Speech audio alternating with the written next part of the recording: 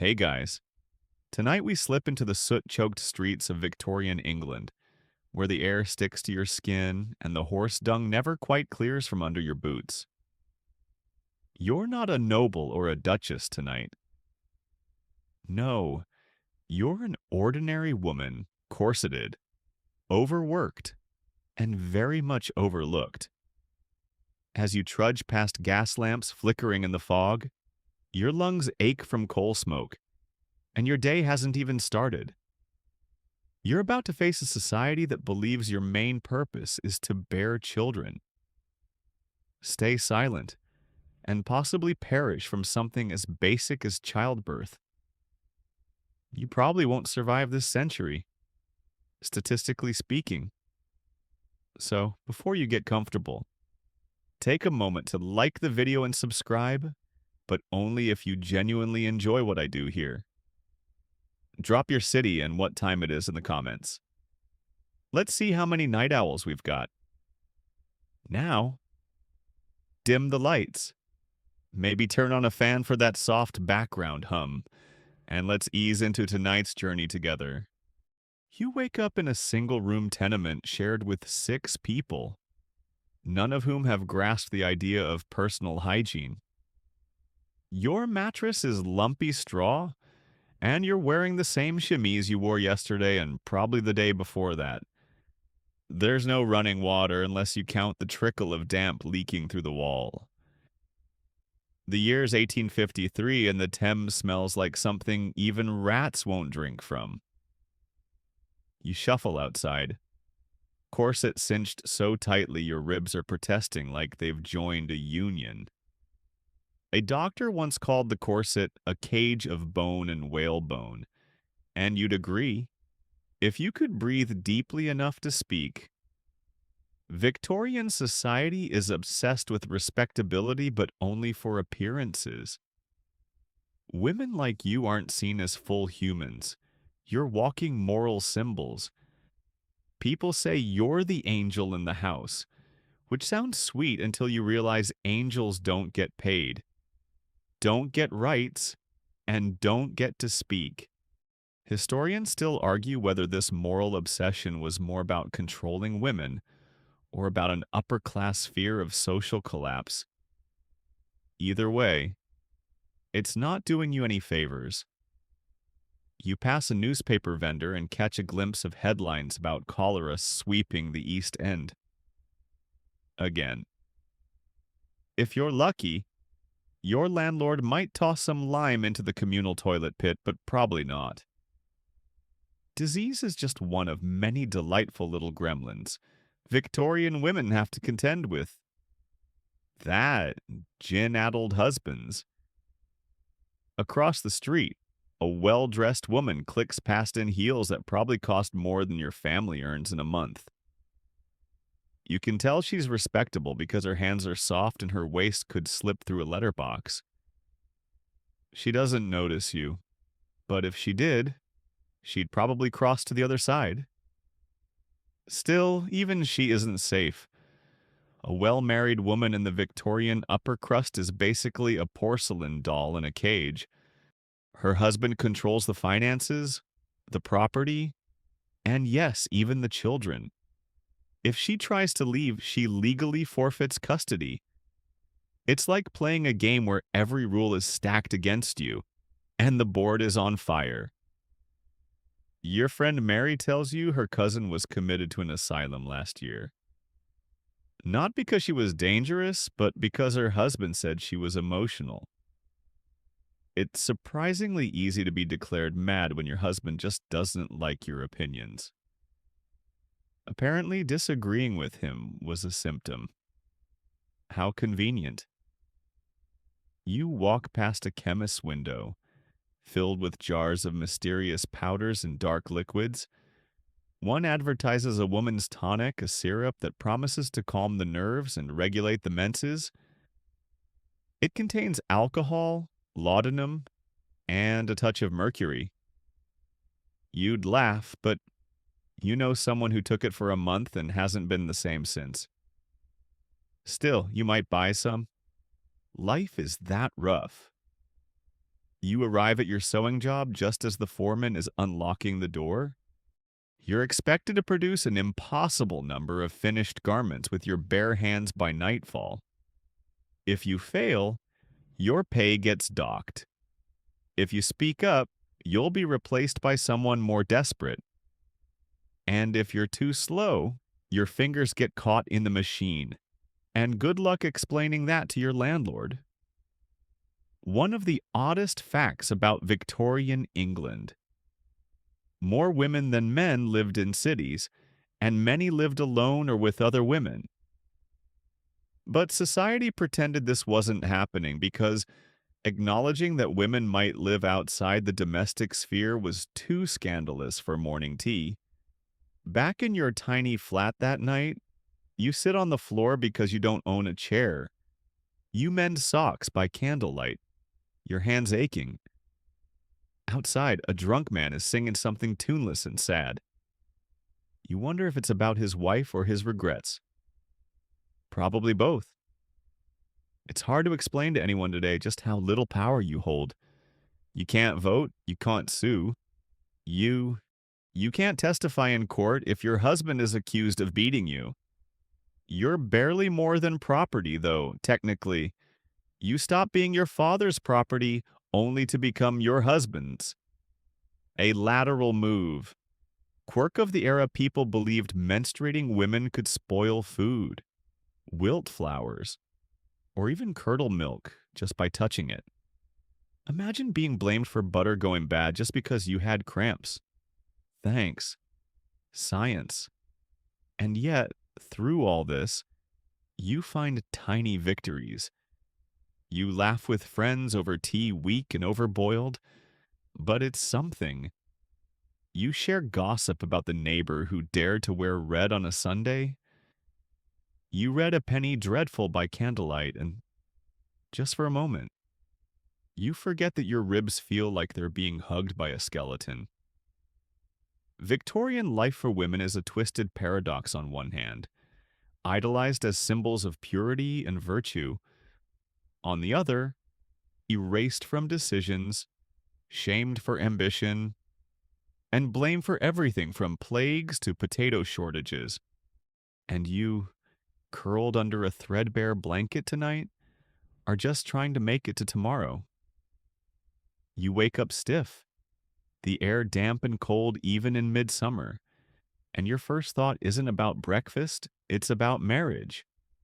Or rather, the complete lack of options if you don't get married.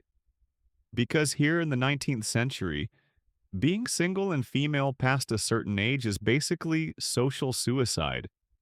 Marriage isn't just a romantic notion, it's your survival strategy. You don't marry for love, you marry for financial security, social protection, and hopefully someone who won't die of typhoid within 5 years. Romantic. Not quite. Necessary utterly. As a woman, you have no legal identity once you say "I do." The law of coverture swoops in like a dusty old vampire, draining you of all autonomy. Your property, your wages if you're allowed to work at all, and even your body become your husband's by right. That's not dramatic flair, that's just 1850s British law. Historians still argue whether this legal suppression was more a reflection of religious doctrine or economic power consolidation. Either way, you lose. You're told from childhood that your life is leading to one pivotal moment: securing a husband. That's the climax of your story. Everything after that is housekeeping, child rearing, and quiet suffering. So, by your teens, the grooming begins: embroidery lessons, posture correction, fainting gracefully, and learning to nod politely while men talk about railroads and politics. Let's be honest, your teenage years are less rebellious phase and more preparation for lifelong subservience. You're judged not only on looks, but also on how docile, pious, and house-trained you are. If you show too much personality, you're labeled difficult.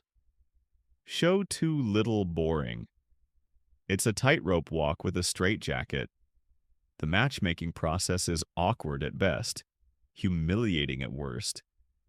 There are entire guidebooks, actual printed books explaining how to be the ideal wife, which is basically a blend of cheerful maid, mother, and very quiet decorative object. Think of it like an early form of YouTube tutorials, except you're learning how not to be noticed. You get paraded around at social gatherings, eyes scanning rooms for eligible bachelors like a human resume. You fake interest in conversations about barley prices and new hats. At one point, a gentleman declares that women's minds are too fragile for arithmetic, and you nod, though you secretly calculated his age, salary, and prospects before he even sat down. Of course, the pressure isn't subtle. Every aunt, neighbor, and family friend wants to know when you'll settle down. You're such a pretty girl. They coo? Why haven't you married yet? The implication hangs in the air like damp laundry. Something must be wrong with you. Once married, expectations skyrocket. You're expected to be a helpmeet, not a partner. Your husband is the head of the household, and you're everything else. Nursemaid, cook, cleaner, moral compass. Therapist just without the paycheck or days off. If you're lucky, you'll marry someone decent. If you're unlucky, and let's be honest, odds aren't great, you'll end up with a man who thinks conversation means talking about himself for hours and helping, means occasionally not yelling at the servants. Oh, and heaven forbid your marriage is unhappy. There is no divorce, not really. The Matrimonial Causes Act of 1857 does exist, but good luck using it. A man can divorce a woman for adultery alone. But for a woman to divorce a man, she has to prove not just infidelity, but also incest, cruelty, bigamy, or desertion. It's like a dark bingo card where winning means becoming socially exiled and financially ruined. Speaking of social ruin, let's not forget the fallen woman concept. If you misstep, get caught in a compromising situation, speak too familiarly with a man, or, heaven forbid, actually enjoy sex, you're labeled morally corrupted. You're ostracized, possibly institutionalized, and your chances at a respectable life vanish. Meanwhile, men who sleep around are considered dashing. You're considered damaged. It's like trying to win a race where the finish line keeps moving and your shoes are nailed to the floor. Fringe detail for your dreamy contemplation. Some Victorian mothers would slip flirtation guides into their daughters' dowries, tiny notebooks with subtle instructions on how to bat eyelashes and tilt your head just so to suggest modesty. Basically, the original pickup artist manuals, but for staying married. You remember your cousin Eloise beautiful, witty, and just a touch too outspoken. She refused 3 suitors and declared she'd rather live alone than be married off like a heifer at market. She now lives with an elderly aunt and gets described in hushed tones at family dinners as peculiar. Translation, she has opinions and no husband. For many women, the weight of this expectation is all-consuming. Even letters between friends often read like anxious diary entries. Do you think he likes me? Should I have worn the blue dress, my mother says, if I don't marry by spring? I'll end up a governess. Which, by the way, is 1 step above servant and 1 step below furniture in most households. Even literature gets in on the game. Novels from the era obsess over marriages like it's the only plotline worth writing. From Jane Eyre to Middlemarch, the central tension is almost always, will she marry? Should she marry? What will happen if she doesn't marry? Spoiler, she'll be poor. And it's not just young women. Widows are often expected to remarry quickly or live quietly and modestly. There's no space in the Victorian world for a woman who chooses herself. You're always someone's something, daughter, wife, mother, spinster, never just a person. As night falls and you tuck yourself into your lumpy straw bed again, you wonder not for the first time if it's worth it. All this strategizing and silence for a ring and a man with questionable table manners. Still, society insists marry or be forgotten. It's another fog-choked morning, and your ribs are already protesting before you swing your legs out of bed. But there's no time to complain. Today, like most days, you're reminded that your body isn't really your own. It belongs to your husband, your society, and your biology, one that Victorian medicine doesn't exactly treat with empathy. You tug on your stays, cinching tight over your barely recovered midsection. Because congratulations, you're pregnant. Again, that's child number. What is it now? 4-6. You've stopped counting, partly from exhaustion, partly because counting lives you may not get to keep is a little too much for a Monday. See, in the Victorian era, motherhood isn't just expected, it's demanded. Bearing children is considered your highest calling. But the experience grim. No pain meds, no prenatal care as we know it, and no understanding of things like postpartum depression or maternal sepsis. You're expected to be serene, glowing, and grateful while your ankles swell, your organs shift, and you vomit in a basin by the bed. Historians still argue whether Victorian medical professionals truly believed their crude instruments and herbal concoctions helped, or if they just liked having authority over women's bodies. Either way, you're on the receiving end of it.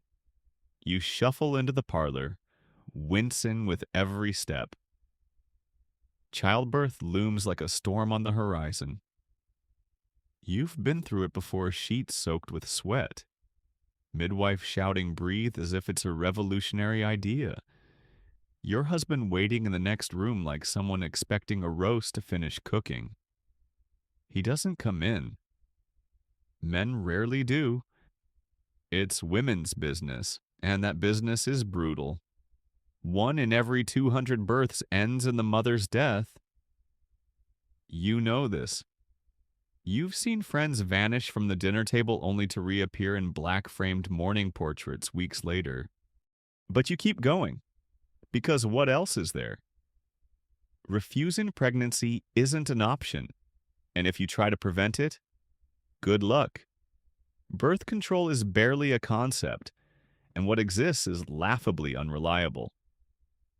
There's the rhythm method, aka guesswork. There are barrier methods like womb veils, which are uncomfortable and hard to acquire. And then there are the fringe solutions powders, herbal teas, or brace yourself crocodile dung suppositories, a holdover from ancient Egyptian methods. No, really. The Victorian view on contraception is tangled in morality and shame. Using it is seen as selfish, unladylike, or downright sinful. The idea that a woman might want control over her own fertility. Outrageous? That's how we get moralists clutching pearls and condemning self-abuse.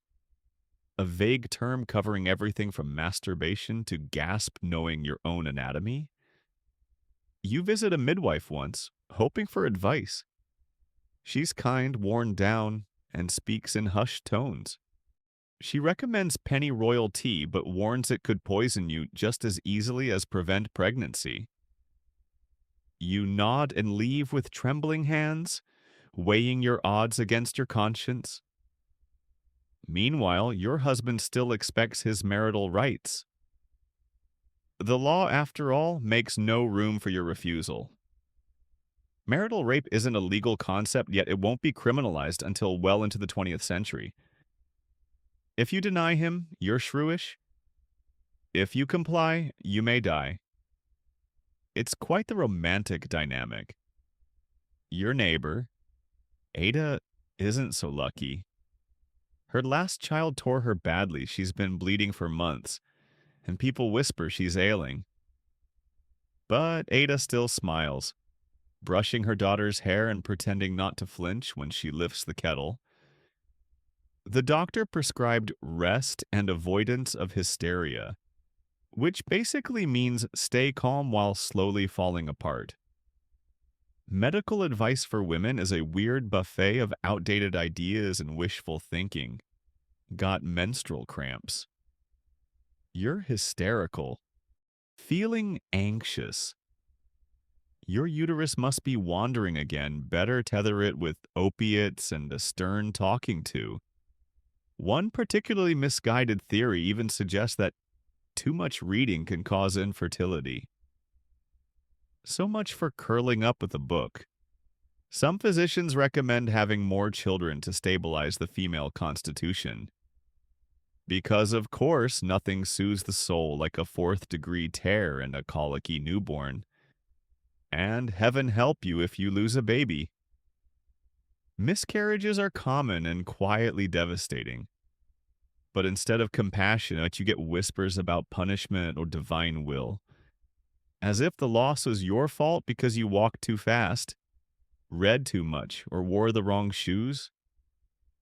You're told to grieve privately. Clean yourself up and try again. Just not too slowly. There's no maternity leave, no therapy, no postpartum support. You go from delivering a child to cooking dinner in a matter of days. Rest is for the rich or the dead. And death, well, it lingers close. Victorian graveyards are full of young mothers and tiny tombstones marked infant son of or beloved daughter. Age 3 days. You pass them on your way to church and try not to stare too long. Too many names are ones you recognize. There's a peculiar kind of strength in all this, though. In the women who hold each other's hands during labor, who whisper secrets about poultices and warm cloths, who scream and cry and swear and then sing lullabies 2 hours later. Your pain may be dismissed by the world, but not by them. You share stories in quiet corners about a midwife who uses sugar water to calm crying babies, or an herbalist who knows how to turn a breech baby with just her hands. Some of it's rumor, some of it's real, and all of it feels like a lifeline. And still, you keep going. Because Victorian womanhood doesn't stop for blood, broken bones, or grief. Your role is stitched into your skin to serve, to nurture, to survive. And tonight, as you tuck one baby under your arm and hum to another in a crib patched from an orange crate, you know what they'll say about you someday, that you were strong, devoted, and endlessly tired. They won't say how you wanted more, or how you nearly died for it. It's not even dawn yet, and you're already elbow deep in yesterday's laundry, water sloshing against your skirts and smoke curling into your eyes from the wood-fired copper boiler. The smell, a curious mix of scorched lye soap, damp wool, and your own blistered hands. Welcome to your daily workout Victorian housework, which is basically an unpaid full-body endurance test that never ends. Forget yoga or the elliptical. You want exercise? Try scrubbing coal stains from underpants with a flat stone and zero detergent, or boiling sheets so full of soot and lice. They practically stand up on their own. And no, there is no day off. The dust doesn't take Sundays off. Neither do the chamber pots. Your house is modest, if you're lucky. A handful of dark, damp rooms. wallpaper curling at the edges, a fireplace that spits more smoke than heat, and windows that rattle like they're trying to escape. The floors are wood bare, splintered, and always in need of sweeping. Dirt blows in from the streets. Ash drifts in from the hearth. And let's not forget the soot-black fingerprints on every surface, falling like Gothic snow. Historians still argue whether the constant cleanliness obsession was driven by genuine hygiene efforts or just class-based anxiety over appearing respectable. Either way, you're stuck scrubbing. You clean from the moment the sun cracks the horizon. Dishes, floors, windows. There's a special cloth for the stairs and another for the toilet seat. Not that you have a toilet. At best, it's a wooden bench over a hole in the garden. At worst, it's a ceramic pot you empty into the alley at dusk. Just hope no one's walking under your window. And heaven help you if you forget to air out the linens. That's a whole scandal. Neighbors will notice. Mrs. Cooper from 2 doors down will definitely notice. She's the kind of woman who sniffs for mildew like a bloodhound. Breakfast. A crust of bread and weak tea. Maybe a bit of jam if someone was feeling generous at the market. You eat on your feet, wiping your hands on your apron between bites. The kids are hollering. Your husband is asking about his waistcoat. And your mother-in-law is in the corner criticizing your hearth maintenance like it's a competitive sport. Speaking of which, yes, your mother-in-law lives with you. It's practically expected. Multi-generational households are common, especially in the working class. And your role in it, middle manager of misery? You're the one smoothing over family tension, translating toddler screams, and dodging passive-aggressive comments about how you slice bread too thick. You want to scream into the coal bin, but instead you nod and fetch her slippers. Let's talk about the chamber pot. You empty it daily. You rinse it with cold water because there is no plumbing. You clean it with vinegar and old newspaper, hoping to keep the stench from seeping into the walls. It doesn't work. You grow used to the smell of urine and cabbage stew mingling like some tragic candle fragrance. But that's not the worst part. That honor goes to laundry day. Laundry is an entire event. First, you haul water from the well or pump. Then you stoke the fire under the copper, yes. Actual firewood, actual danger. Boil the water. Add soap homemade if you're poor, bought if you're less poor, then soak, scrub, rinse, wring, and hang. Rain. Too bad. Try again tomorrow. Quirky fact of the day: some Victorian women use their own urine, stored in jugs, as a cleaning agent. Apparently, ammonia is great for stain removal. That's right, your hallway might include a pea pot for laundry use. And yes, it was entirely normal. You look down at your hands raw, red, split at the knuckles. You apply lard as a salve because lotions are a luxury. You wrap them in cloth while you sleep and pray you'll still have the grip strength to wring a mop tomorrow. Your children, if they're old enough, help with chores. Or they get underfoot and knock over the coal bucket. Either way, there's no rest. Victorian children don't have the luxury of prolonged childhood. They work, fetch, stir, sweep, and if they complain, you remind them that the neighbor's boy lost 3 fingers to a mangle and get back to your broom. Evenings aren't much better. After dinner boiled again? Always boiled you clean dishes, sweep ashes, check windows, and prep breakfast. Only then can you sit, maybe for 5 minutes. But don't get comfortable, someone will ask for tea, or the baby will cry, or the dog will vomit behind the settee. The fireplace is your only heat source, and that means constant maintenance, ashes scooped, grates cleared, flues scraped. You're not just a maid, you're a part-time chimney sweep without the hat or union rights. And when it gets dark, you light a candle. Maybe two. Oil lamps if you're fancy. And you sew by that flickering flame, trying not to stab your thumb while mending socks for the third time that week. Fabric is expensive. Clothes are patched, repatched, then turned into dust rags. Your husband, he worked too. Probably maybe in a factory, maybe as a cobbler. He thinks he has it hard, and he does.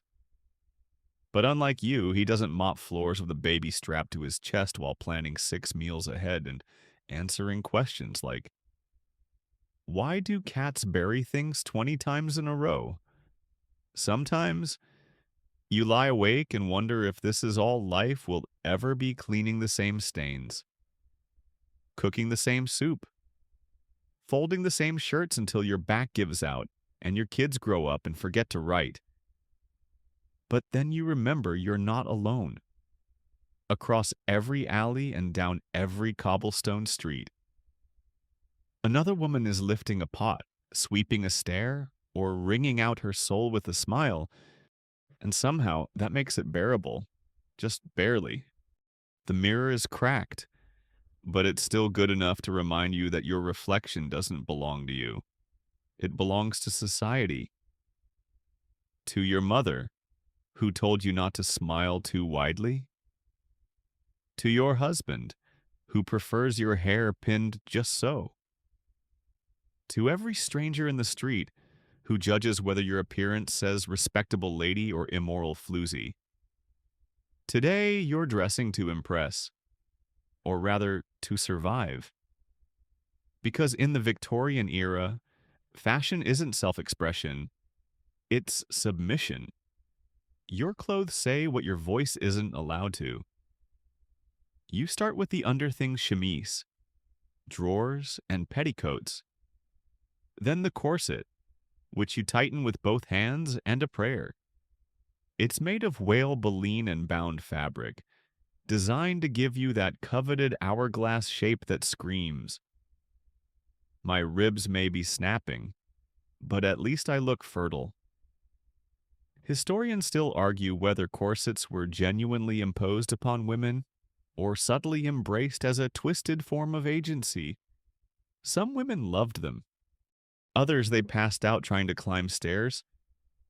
You, however, don't have the luxury of rebellion. A loose bodice means suspicion. Unlaced stays mean scandal. So you pull, grunt, and twist until your waist could fit through a sewer grate. Then you add layers: skirt, crinoline, overskirt, bodice, jacket, hat, gloves, a small, tidy mountain of expectations. And don't forget the parasol heaven forbid you tan. Pale skin is a sign of class. Only field workers get freckles. Which is ironic because you've spent the morning scrubbing your stoop in direct sun. Just pretend the coal soot doubles as SPF. Oh, and those skirts? They're not just heavy, they're hazardous. You've heard stories of women catching on fire because their crinoline brushed too close to the hearth. One moment you're warming your feet, the next you're a cautionary tale in the local paper. But the real kicker? The poisons. You walk by a shop window and admire a gorgeous emerald green gown, the fabric shimmering like envy itself. What you don't see is that the dye is laced with arsenic. Yep, your dream dress could kill you. Slowly, from the inside out. And people wore these things to balls, where the heat and sweat would draw the poison into their skin. A little flirtation, a little foxtrot, a little toxic exposure. Très chic. Lead-based face powder is all the rage. Rub it in to hide blemishes and achieve that ghostly complexion. Bonus, it slowly poisons your blood and causes everything from hair loss to infertility. But hey, at least you'll look delicate. And then there's belladonna eye drops. Used to dilate the pupils and make your gaze more alluring. Side effects: blurred vision, heart palpitations, and if used long enough, blindness. But your suitor might say your eyes look lovely, so it's worth it. Right. You're expected to glide, to float. So you learn how to walk with your head high, your feet in uncomfortable boots with paper-thin soles, and your torso locked in what's basically Victorian shapewear torture. If you trip, you're clumsy. If you sweat, you're vulgar. If you remove a single layer in public, you're indecent.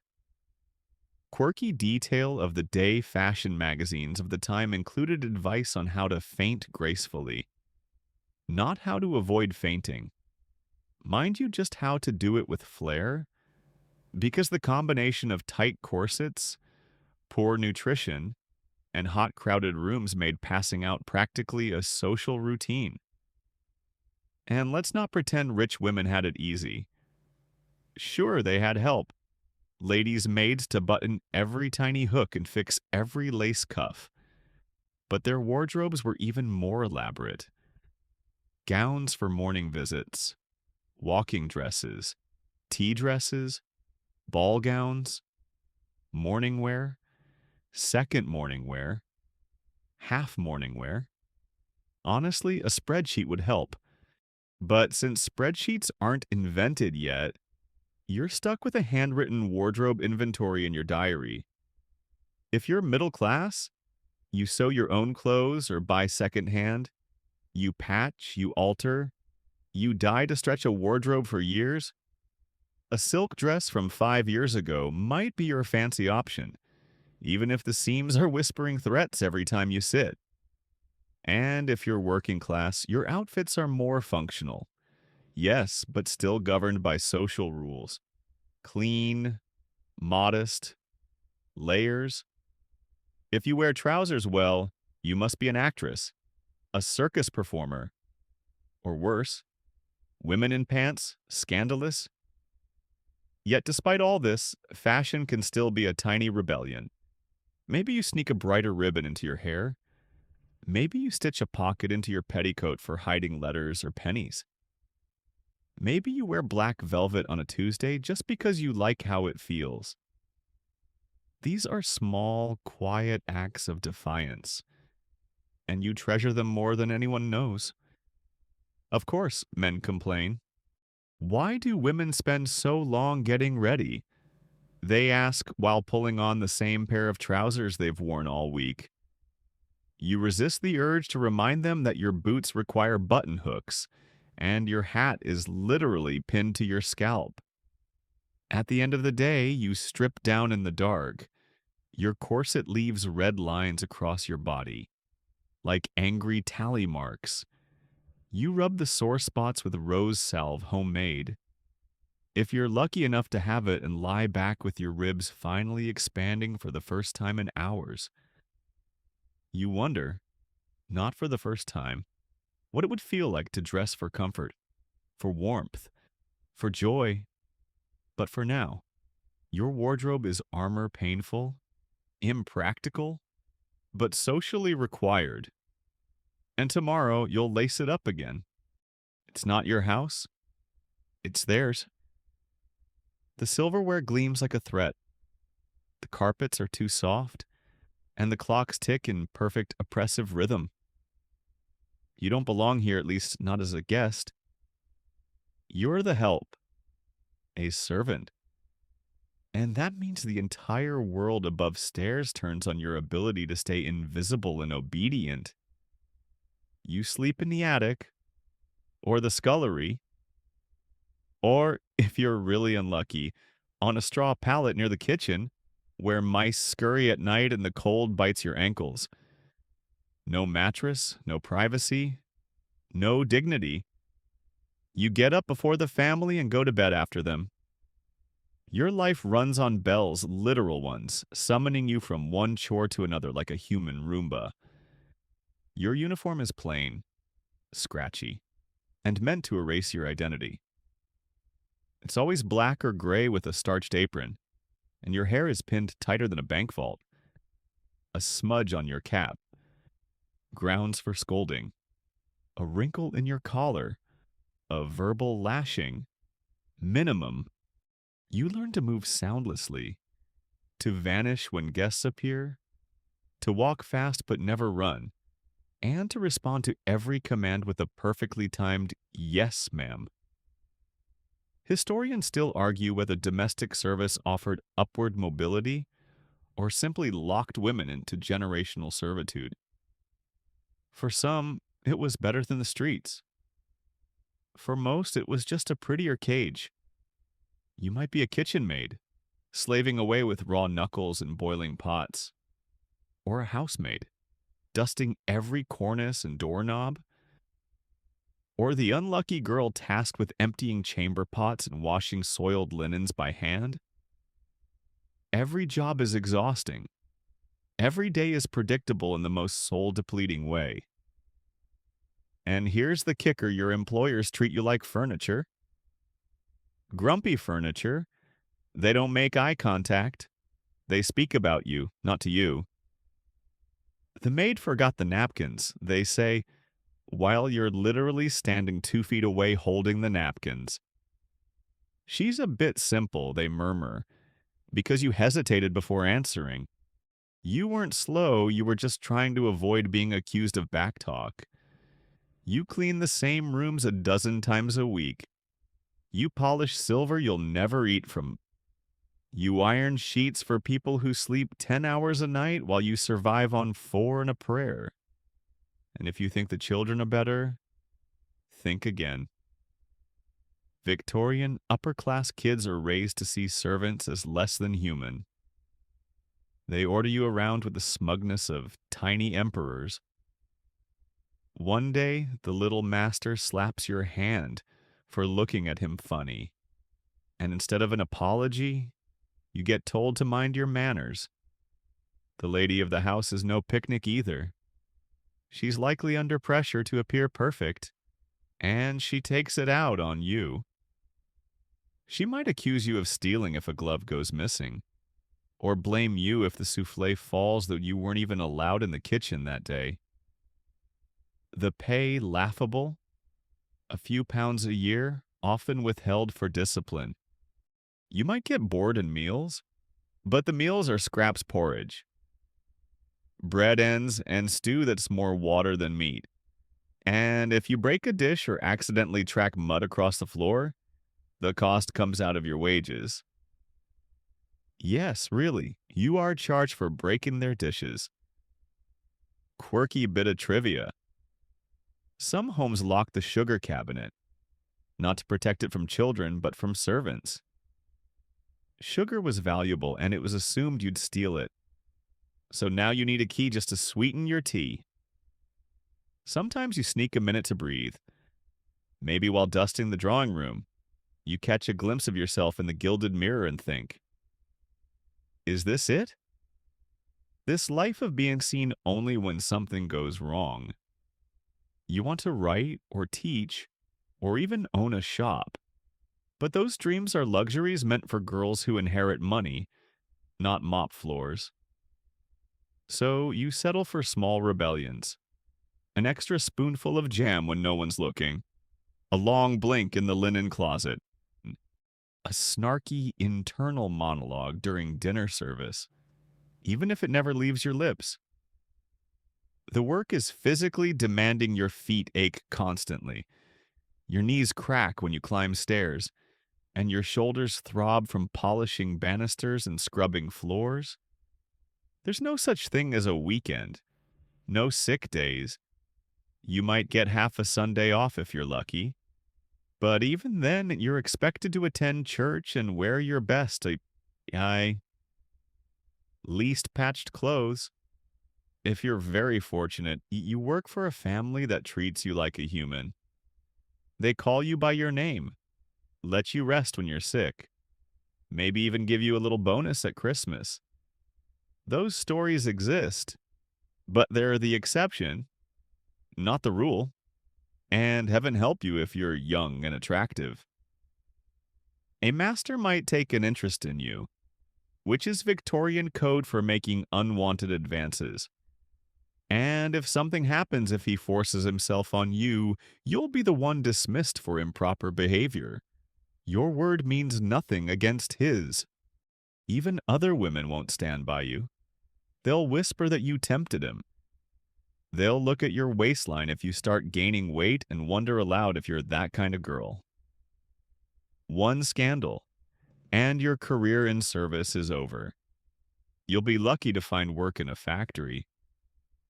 More likely, you'll end up in a workhouse or worse.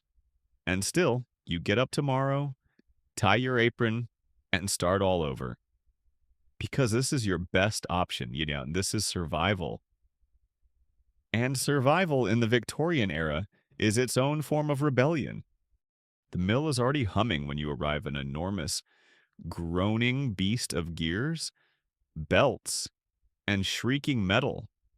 You're 14, maybe 15, though your birth certificate's been lost somewhere between bad handwriting and worse record keeping. Doesn't matter.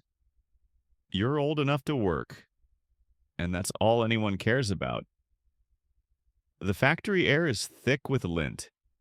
Every breath scratches your throat like sandpaper. The looms rattle like angry skeletons, and the floors vibrate with the rhythm of mechanized drudgery. You can't hear yourself think over the clatter, which is probably for the best. Thinking makes the day longer. You take your place at the spinning machine, a tangle of thread and iron, and too many ways to lose a hand. You tie your apron tight and glance at the fingers on your right hand still all there. A small victory. You whisper a quick prayer and start feeding the thread. The work is repetitive, fast, and terrifying. One wrong move, and you'll end up like Maggie from Two Looms Over. She lost 2 fingers last month. They wrapped her hand in rags, sent her home, and replaced her by noon. No compensation, no mercy. Historians still argue whether industrial work empowered women by giving them wages or simply relocated their misery from the home to the factory floor. Here, the only empowerment you feel is the occasional ability to buy your own bread. You're paid by the piece, not by the hour, which means speed is everything. You can't stop. You can't rest. You can't even sit. Because the foreman is watching from the corner. Arms crossed, eyes sharp. He doesn't speak, but his gaze says everything: produce more or be replaced. Lunch. A dry heel of bread and some lukewarm tea from a dented tin cup. You eat standing. Fingers still twitching from hours of threading. Ears ringing from the machinery's endless scream. You know that sound will echo in your skull long after the day's done right through dinner. Bath if you get one, and into sleep. Quirky side note, the term mill fever referred to a sort of constant coughing and faintness among workers, especially girls, caused by inhaling cotton fibers, stale air, and probably some slow-baked despair. Doctors often dismissed it as female weakness. Of course they did. Your dress is simple woolen, gray, sure to keep it from getting caught in machines. But even with precautions, injuries are common. Hair gets snagged in belts, fingers crushed under spindles. A girl once got her skirt pulled into a rotary press, and no one ever saw her again. You think about that too often. You're technically allowed a 10-minute break mid-afternoon, though it's rarely enforced. You spend yours by a cracked window, gulping the cold air like it's freedom. Outside, life continues, chimney smoke drifting above rooftops, children chasing chickens through alleys, a street vendor yelling about turnips. You wonder what it would feel like to be out there. Just for a day, you started working young, maybe as a runner, fetching bobbins, or sweeping dust. You graduated to machines quickly, your fingers were small and fast, which made you ideal for threading needles and reaching into moving parts. Ideal. That's a word people use when they don't care if you bleed. And what happens if you collapse? You've seen it. Girls faint from heat or hunger, and the overseer steps over them like a sack of flour. They might be sent home, but they lose pay. And pay is everything. You need it to buy bread, coal, soap, to keep your siblings in shoes, to keep your parents out of the workhouse. Your male coworkers aren't much better off, but they're paid more for doing less. Same shift, same loom, bigger paycheck. That's just how it is. If you complain, you're emotional.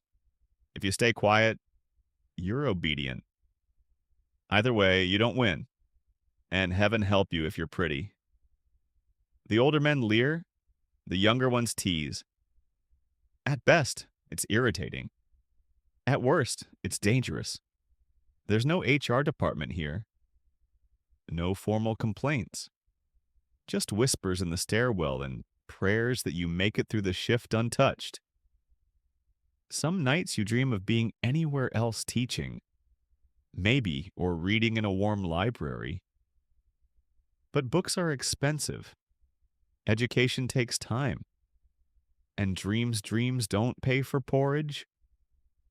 Still, you hold on to scraps of hope. A sister who makes you laugh over dinner.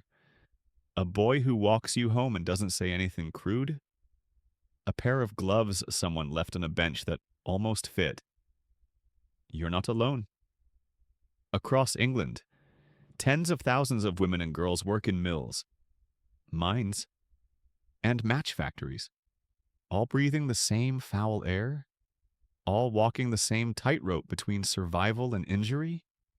In the matchstick factories, girls called match girls handle white phosphorus with bare hands. It rots their jaws, a condition called phossy jaw. Their faces swell, teeth fall out, and still, they show up. Because there's rent to pay, because the alternative is worse. You hear about a strike match girls refusing to work unless they get safer conditions. They were laughed at until they weren't. Their story gives you a flicker of something unfamiliar defiance. Maybe change is possible. Not now. Maybe not for you. But someday, the factory whistle blows. Long and low. The end of the shift. You unpin your hair, wipe your brow, and head for the stairs. Your back aches. Your ears buzz. Your hands are stained and cracked. You've earned $1.50 today, enough for a loaf of bread, a tin of lamp oil, and not much else. Tomorrow you'll come back, because that's what Victorian women do. They endure. You'd think having a woman on the throne would be a win. A big one. Queen Victoria herself crowned in 1837, ruling for more than 60 years. A woman with power, wealth, and a literal crown. If she can lead an empire, maybe life is better for the rest of you. Right? Not exactly. You see, Queen Victoria isn't a feminist icon. Not even close. She may rule a continent-spanning empire, but her opinions about women's roles are less than revolutionary. She once called the early women's rights movement wicked folly. Her letters bristle with disdain for women stepping out of their natural place. In fact, she once wrote that women wanting to vote was a mad and wicked folly. The Queen is most anxious to enlist everyone who can speak or write to join in checking this mad, wicked folly of women's rights. So, yeah, Thanks for that, Your Majesty. Historians still argue whether Victoria's personal views truly shaped public opinion or simply mirrored the values already entrenched in her society. But the timing impeccable. Her reign saw a hardening of what it meant to be a proper woman. That phrase, the angel in the house, really took off under her watch. It was everywhere. The ideal Victorian woman, pious, passive, pure, a domestic goddess, a moral compass for her husband. She's the fireplace, the teacup, the silently supportive sigh. And you're expected to mold yourself into that same soft, obedient shape. You read The Angel in the House, the sentimental poem by Coventry Patmore that helped nail this idea into everyone's brains. Page after page of doting femininity and radiant submission. His wife was his inspiration, and after he published it, she apparently stopped speaking to him entirely. A small, unsung rebellion. So while Queen Victoria is building palaces and inspecting troops, you're meant to be baking scones and agreeing with everything your husband says, even when he's wrong. Especially when he's wrong. Even the laws seem to back this up. In 1857, the Matrimonial Causes Act lets people file for divorce outside of Parliament, which sounds modern until you realize that men still only have to prove adultery, while women must also prove abuse, desertion, or incest. Your legal worth is a matryoshka doll of conditions. Meanwhile, Queen Victoria lives surrounded by opulence, multiple palaces, dozens of servants, jewels that could pay your rent for 20 lifetimes. And after her husband, Prince Albert, dies in 1861, she begins what might be the longest mourning period in royal history. She wears black for 40 years. Her grief becomes symbolic. A national brand of womanhood loyal, weeping, locked in memory. Widows all over England follow suit, draping themselves in crepe, avoiding color, and muting every joy. Mourning becomes a lifestyle, and you're expected to do it correctly. Grieve too long, and you're called melancholic. Grieve too little, and you're unnatural. Odd fact, Victorian mourning etiquette was so intense, there were entire catalogs dedicated to it, like fashion magazines for sadness. You could order mourning jewelry made from a loved one's hair, rings, brooches, even lockets full of ashes. It's sentimental and slightly creepy Victorian Etsy. Basically, and yet, despite all this pressure to be demure and obedient, you keep seeing cracks in the facade. Women begin writing often anonymously, publishing books that whisper of discontent. Charlotte Bronte, Elizabeth Gaskell, George Eliot, who had to use a man's name just to be taken seriously. Their heroines aren't angels. They're complicated, angry, restless, like you. You read Jane Eyre by candlelight and feel seen for the first time. Jane isn't rich. She isn't beautiful. But she's strong, and she demands respect. You clutch that book like a secret. But even those victories feel stolen. Women's clubs are starting to form social groups, educational circles, but they're under constant scrutiny. You want to meet other women to talk about more than housekeeping and fashion, but you're afraid of being labeled radical, or worse, unnatural. Queen Victoria, for all her influence, doesn't help. Her voice carries weight.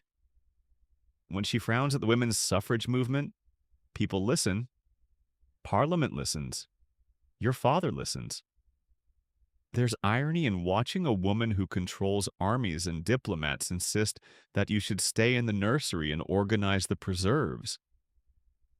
You wonder if she ever feels the dissonance, if she ever looks in the mirror and questions how many women have had to break themselves just to make her world shine. Or maybe she just enjoys her tea and ignores the storm outside. You hear whispers of women organizing in cities London, Manchester, Edinburgh. They're speaking in halls and writing pamphlets, demanding property rights, fighting for access to education. You want to join them, but how you're stuck between dinner and dusting, caught in a corset and 1,000 unwritten rules. Quirky aside, some early women's rights activists were mocked in cartoons with exaggerated noses and bushy eyebrows, because heaven forbid a woman care about laws more than her lashes. Still, you hold on to hope, queen or not. Victoria won't reign forever. The world is changing slowly, awkwardly. Not for you, perhaps, but maybe for your daughter. Or hers. You close the window, the air thick with soot and distant train whistles. Somewhere, in another drawing room, another girl is reading Jane Eyre. Somewhere, someone is writing a letter to Parliament demanding the vote. And somewhere, the Queen herself sips her tea, certain she's keeping the empire afloat while beneath her. The women begin to rise. You're not feeling yourself today. Your chest is tight. Your thoughts are scattered. And your mood is somewhere between despair and please don't talk to me. You're exhausted, sad, and maybe a little angry, but you don't have the words for it. Because in Victorian England, those words don't really exist. What you're experiencing is hysteria. That's the catch-all diagnosis for pretty much anything a woman feels that doesn't fit within the narrow, dainty bounds of Victorian femininity. Sadness hysteria. Anxiety hysteria. Too tired to keep scrubbing the floor. Definitely hysteria. Say you're unhappy in marriage. Better check if your uterus is wandering again. Yes, you heard that right. One popular medical theory claims that women's wombs can detach and travel around the body, wreaking emotional havoc like some rogue organ on vacation. That kind of logic says everything you need to know about how medicine treats women in this era. Historians still argue whether Victorian doctors truly believed in wandering wombs, or if they simply needed a convenient excuse to dismiss inconvenient women. Either way, the results are the same misdiagnosis, mistreatment, and a whole lot of unnecessary suffering. You finally work up the courage to see a doctor. You sit in a dusty waiting room that smells like pipe smoke and mildew, surrounded by oil paintings of frowning men in waistcoats. When it's your turn, the doctor listens to you for about 30 seconds before suggesting the tried and true cure rest. And leeches, yes, leeches, or maybe bloodletting, or blistering. They think illness is caused by an imbalance of bodily humors. So draining you of blood should restore harmony. Either that, or it just makes you too weak to complain anymore. If you're lucky, they recommend a trip to the seaside. Sea air, they say, is good for nervous conditions. If you're middle class, that means a trip to Brighton or Blackpool, assuming you can afford it. If you're working class, it means walking to a river and hoping it doesn't give you cholera. There's another treatment growing in popularity, the rest cure. Developed by Dr. Silas Weir Mitchell. It's a regimen of total inactivity. No reading, no writing, no talking. You're confined to bed, spoon-fed broth, and told to think of nothing. Sounds relaxing, right? Except it drives women mad. Charlotte Perkins. Gilman famously endured it and then wrote The Yellow Wallpaper, a chilling short story about a woman who loses her mind while confined to a room. It's supposed to be fiction, but it hits a little too close to home. You know someone, your friend Clara, who was committed to an asylum for melancholia. She had just lost a child and couldn't stop crying. Her husband called a doctor, who declared her unfit and had her locked away. She now spends her days pacing the halls of a stone building, surrounded by women just like her, grieving, overwhelmed, misunderstood. Conditions in these asylums are bleak. Patients are fed little, bathed rarely, and restrained often. Therapies range from cold water plunges to isolation rooms. The theory is that madness must be shocked out of you. Sometimes it works if you define working as becoming quiet, and yet being too happy or opinionated can also get you labeled unstable. You laugh too loud. Hysteria. You write poetry with a little too much emotion. Hysteria. You want to study medicine. Surely your brain is overheating.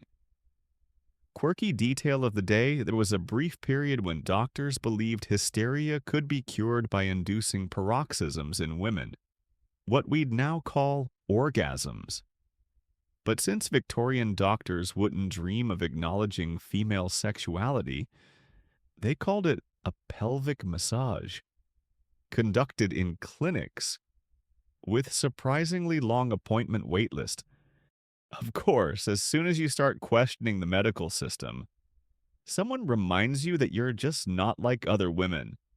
That's not a compliment, it's a warning. Step outside the mold, and you risk being labeled unstable, difficult, dangerous. Sometimes, you look at your reflection and wonder, am I mad or am I just tired? Tired of being overlooked, misunderstood, dismissed, of having every feeling pathologized, of never being asked what you think would help. There are whispers of change. Some women are studying medicine. Slowly, carefully, they're slipping through the cracks. Elizabeth Garrett Anderson becomes Britain's first female physician. She opens a hospital for women, run by women. It's tiny, but it exists. Still, the road is steep. Most medical schools won't accept female students. The ones that do treat them like freaks or novelties. One woman says the male students would moo at her when she entered the lecture hall. Mature. So you do what you can. You keep a journal hidden. Of course, you scribble your thoughts in the margins of cookbooks and newspapers. You talk to your friends in hushed tones, sharing stories of women who've endured. You borrow a copy of Middlemarch and underline the parts that feel like your own thoughts. You daydream about a world where sadness isn't a disease, where women's health isn't a punchline, where you could say, I'm not okay, and someone would believe you and help. But for now, you smile. You press lavender to your temples. You hide your tears in the wash basin. You walk past the doctor's office and don't go in. And somewhere inside you, something remains untouched. Not broken, not hysterical, just human. You trace your finger along the edge of a dusty book, lingering just long enough to remember what it feels like to want to learn. But your hands are needed in the kitchen, not on pages. Victorian Education for Women, you see, is a bit like a corset. It's tight, uncomfortable, and designed more for appearances than actual usefulness. If you're born into the upper or respectable middle class, you may get a governess. She'll teach you the important things, how to read poetry aloud, play a bit of piano, embroider handkerchiefs, and recite moral lessons with just the right amount of tearful modesty. Algebra? Absolutely not. Geometry? You must be joking. Education is ornamental, meant to polish you for marriage, not sharpen you for independence. Historians still argue whether this superficial education was a deliberate way to keep women docile or simply a product of the time's warped ideas about intellect. Either way, the result is the same. Your mind is fed crumbs and told to be full. You sit in a tiny chair, back straight, while your governess drills you on French verbs and the correct angle for curtsying. You'd rather ask questions about the stars or how steam engines work, but curiosity is considered unladylike. Too much thinking might give you a feverish mind. If you're working class, it's a different story. School might exist barely. Thanks to the Elementary Education Act of 1870, primary education becomes more widely available, but it's far from equal. Boys are encouraged to learn trades or arithmetic, girls needlework and domestic science. Basically, how to boil cabbage and not poison anyone. Schoolrooms are overcrowded, underfunded, and poorly ventilated. The teacher is often just the least qualified adult available with a loud voice and a stick. Discipline is harsh. Girls are expected to be silent, neat, and obedient. Getting an answer wrong isn't as dangerous as daring to raise your hand at all. Your little sister gets her knuckles rapped for talking out of turn. You watch as she clenches her jaw, tears forming, and know she's learning the first and most important lesson: don't speak unless spoken to. And yet, some girls thrive, not because the system helps them, but because they cling to scraps of knowledge like gold dust. They memorize stories in secret, read penny novels by candlelight, whisper math problems like incantations. Quirky fact: some Victorian women used recipe books to hide political essays or banned texts. One moment you're reading how to make gooseberry jam, and the next, it's Mary Wollstonecraft arguing for women's rights. Culinary rebellion. You hear rumors of real education places like Girton College in Cambridge, the first college for women in Britain. It opened in 1869 and dared to teach women the same subjects as men. Philosophy, science, mathematics, revolutionary stuff. But those women are seen as outliers, oddities, at worst, threats to social order. You dream about going, you imagine sitting in a lecture hall, pencil in hand, learning something not immediately followed by, and then you dust it. But your father says women don't need degrees. Your mother says it would ruin your chances of marriage. Your teacher says girls can't do math. Your world says no. So instead, you keep learning in secret. You copy poems into a notebook, practicing your penmanship. You borrow newspapers when no one's looking. You listen closely when your brother recites history lessons at dinner. You absorb everything, because somewhere deep down, you know knowledge is the one thing they can't completely take away. But even reading is gendered. Boys get tales of adventure, science, and ambition. Girls get morality tales. Cautionary stories about the dangers of pride, independence, and too much dancing.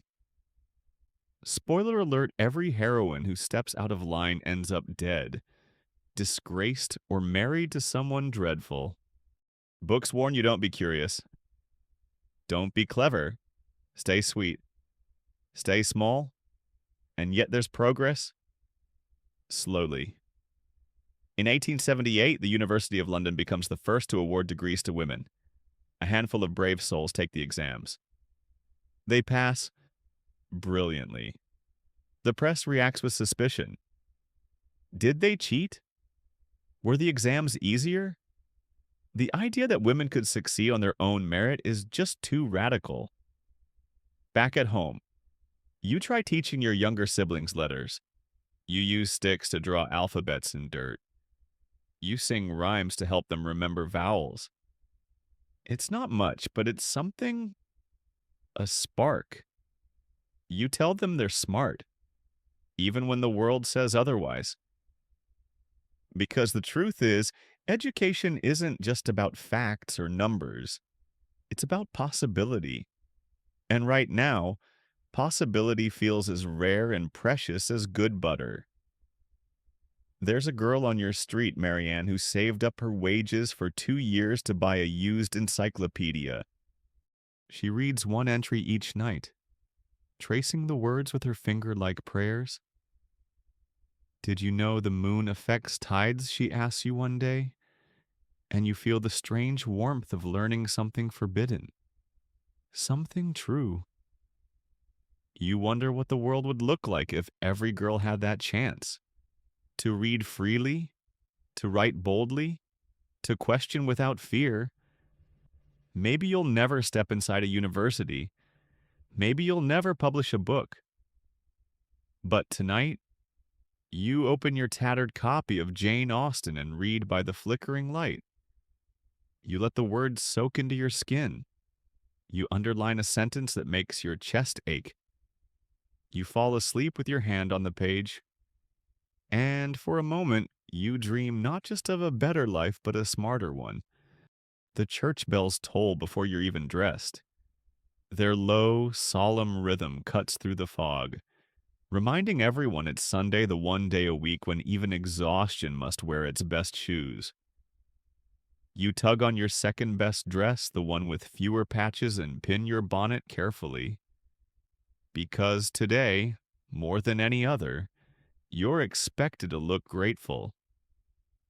The Victorian Church is not just a place of worship, it's a moral theater, a weekly performance in which you play the part of humble, obedient womanhood. You sit straight-backed in a hard pew while a man in robes tells you that your suffering is sacred, that it's your duty to endure. The sermon begins. He speaks of sacrifice, submission, and the virtues of silence. He references Proverbs.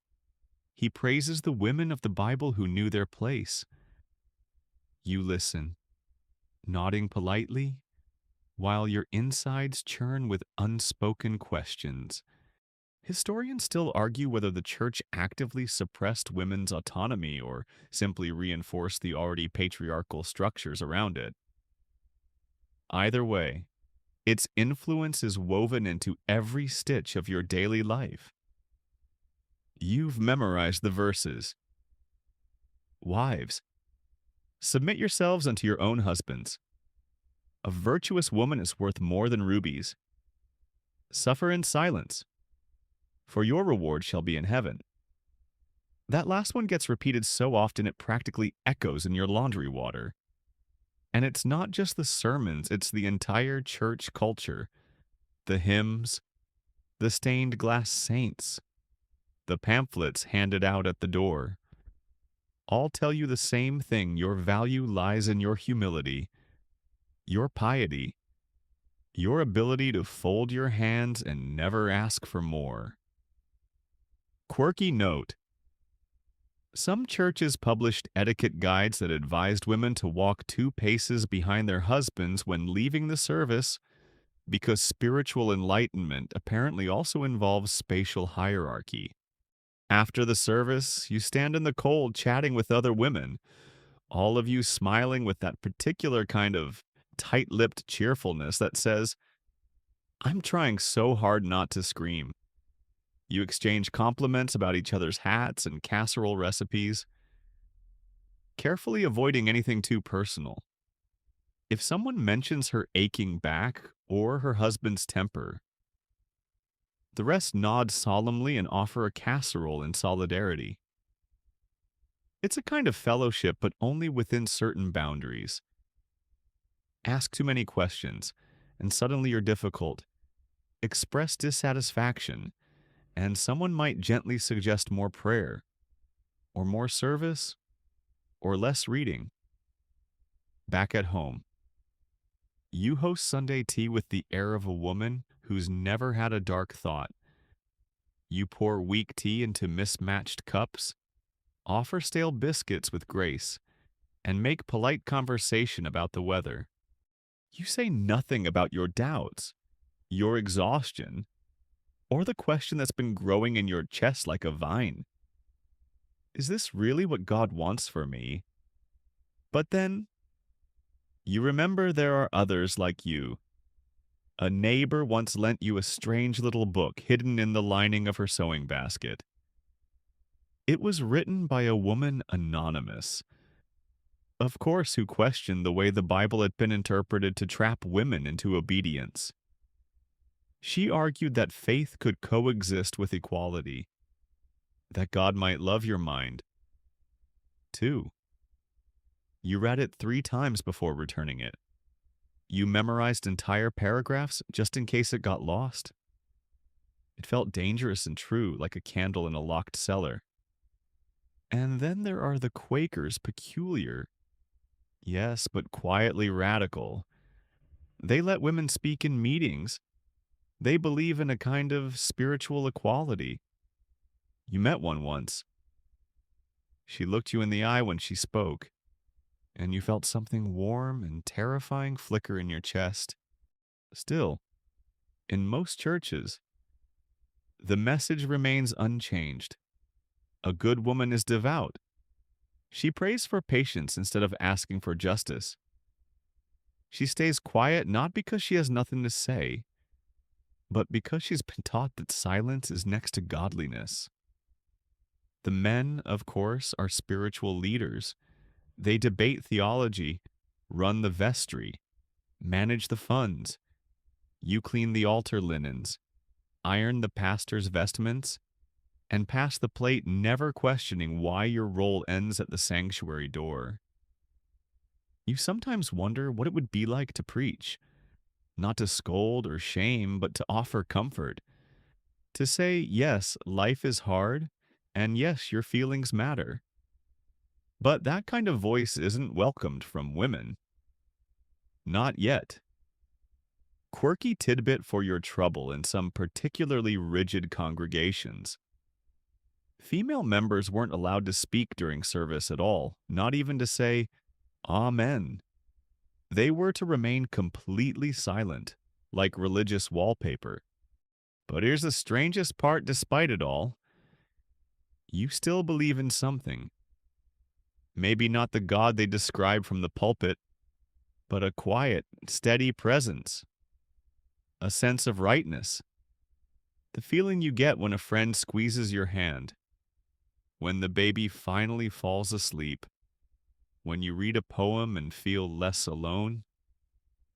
You keep your faith, not because of what you're told, but in spite of it.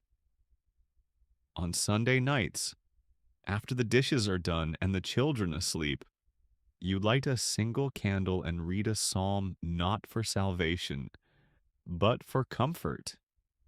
You hum a hymn under your breath, but change the words to something more hopeful.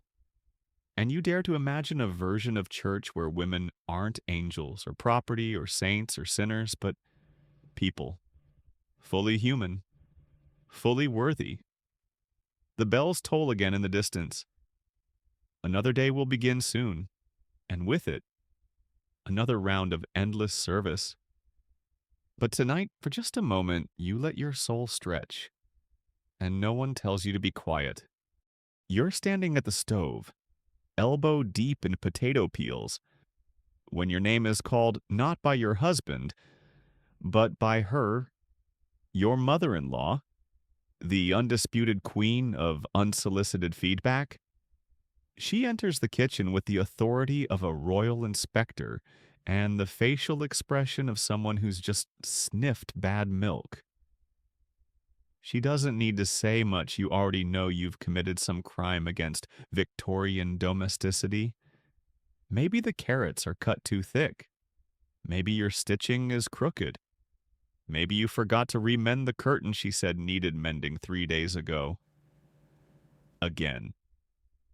Welcome to one of the most quietly soul-sapping dynamics of Victorian marriage, the iron grip of the other woman. Not a rival for your husband's affections. No, that would be too easy. This is the woman who raised him, the one who thinks no one will ever be good enough for her son. Especially not you. Historians still argue whether these matriarchal tensions were fueled by the confined domestic sphere or were simply one of the few available power dynamics women could control. But whatever the cause, you feel it every day in the way she watches you fold sheets. Like a general inspecting troop formations, your home isn't really yours. Even though you do most of the work, she sets the rules. Dinner must be on the table by 6. Shoes must be removed before entering the parlor. Children must never play noisily indoors. And soap, heaven help you, must be cut into even squares. You wonder if she was once in your shoes, criticized by another older woman while she struggled to learn how to make jam without setting anything on fire. But if she was, she's sure wiped it from her memory. Every morning, you brace yourself for the day's corrections. She doesn't shout. That would be too obvious. She sighs, the kind of sigh that echoes through your spinal column. Or she offers helpful suggestions, like your husband always liked his toast a little crispier, or that baby's not crying because he's hungry. You should try holding him differently. The right way. And if you try to assert yourself, she clutches her pearls sometimes literally and murmurs, I only meant to help. Classic. And of course, like your husband. He rarely notices. Or worse, he sides with her. She means well, he says, as you scrape burnt porridge from the pot she insisted you use. She just wants what's best for us, he adds, as she rewrites your grocery list because you didn't include the right kind of pickles. Quirky domestic custom of the day, some households actually had mother-in-law chairs stiff, upright wooden monstrosities with straight backs and no cushion. Whether the discomfort was symbolic or practical, no one quite knows. But the symbolism chef's kiss. The children don't escape her commentary either. She monitors their table manners, their posture, and their hair parts. Your daughter starts to stammer under her gaze. Your son suddenly hates mealtimes. You grit your teeth and remind yourself that she won't live forever. You feel bad for thinking it. You think it anyway. You hear of other women who've had to flee quietly, sent back to their parents because they couldn't adjust. The shame follows them like a stain.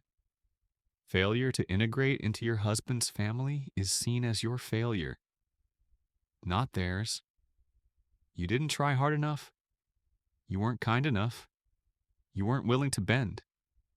So you bend, you nod, you smile, you mutter, thank you, I'll try that, while mentally picturing yourself screaming into a pillow.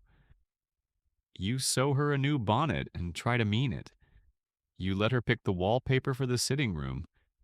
You let her name the baby. You even let her correct your knitting technique. And sometimes, just sometimes, she softens. Sometimes. She tells a story about when your husband was small and used to hide under the table when he was scared. She helps you stir the soup and, for once, doesn't say a word about the salt. You catch a glimpse of the woman. She might have been tired, anxious, trying to hold on to some sense of purpose in a world that offered her precious few. Because that's the truth, isn't it? She was raised to believe her value ended when her son left home. So now she clings to control the way you cling to sanity. Still, knowing the reason doesn't always make it easier to live with. So you create your own small rituals. You keep a box under your bed with the letters your sister sends. You leave the spoons just slightly mismatched because it makes you feel like you've won something. You wait until she naps, then rearrange the spice rack your way. Sometimes you escape for 5 whole minutes. You step into the garden, the one patch of earth no one else seems to care about, and let the air fill your lungs. the scent of mint, dirt, and your own quiet anger. You pull a weed, you crush a leaf between your fingers, and for those few moments, you're alone. Entirely yourself, you return inside with a secret, one she can't correct, control, or take from you. A seed of independence, quietly growing, watered daily by resilience and just a dash of passive aggression. Tomorrow, she'll correct the tea again. She'll sigh at your stitching. She'll declare, "When I was your age, I already had 4 children and knew how to brine a ham blindfolded." And you'll smile tight-lipped, saintly, and say, "Yes, of course, thank you." But in your head, you're brining that ham with one eye open and a completely rebellious twist of rosemary. The knock on the door is hesitant, soft. You open it to find the postboy standing in the drizzle, cap-soaked, holding a black-edged envelope.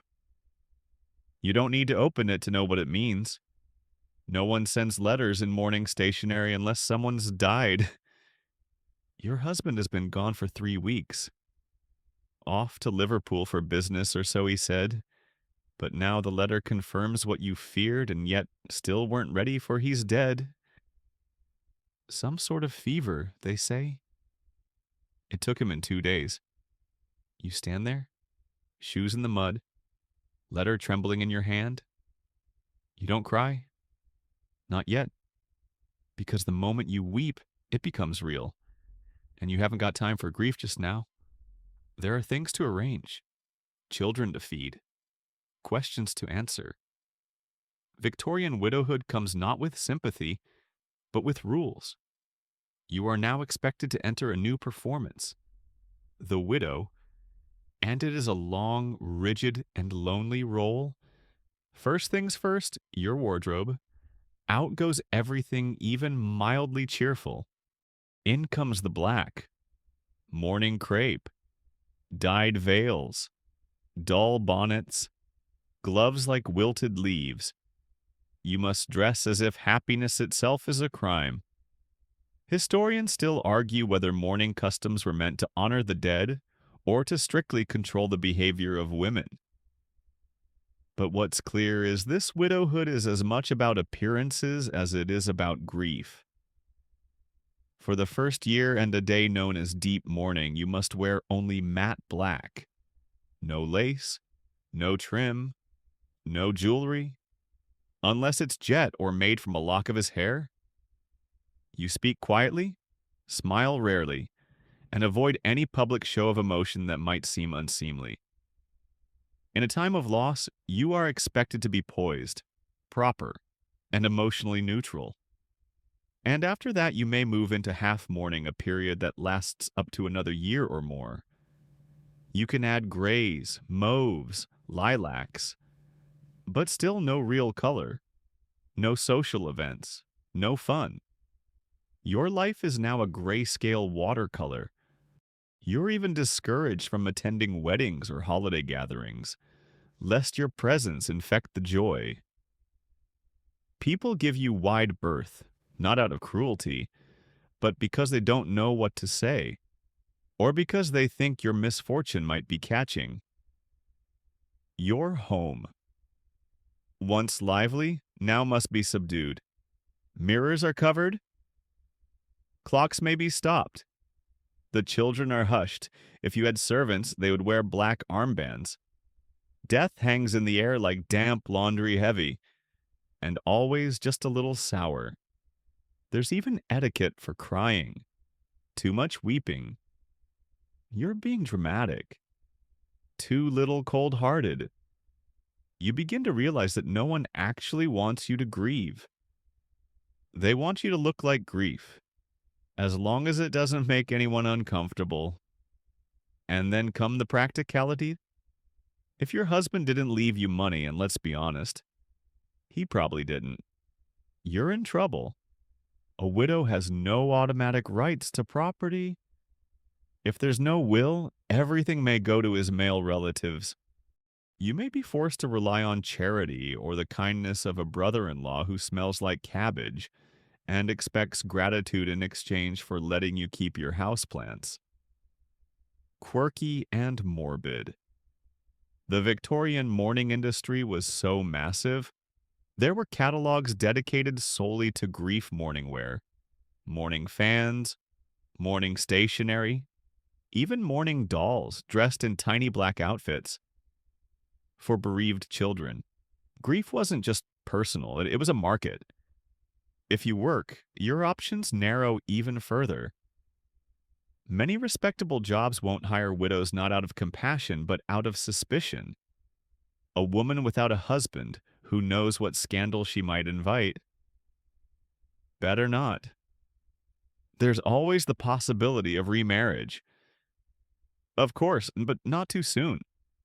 Or you'll be judged, and only to someone suitably dull, preferably with a pension. People expect you to remarry for stability, not love.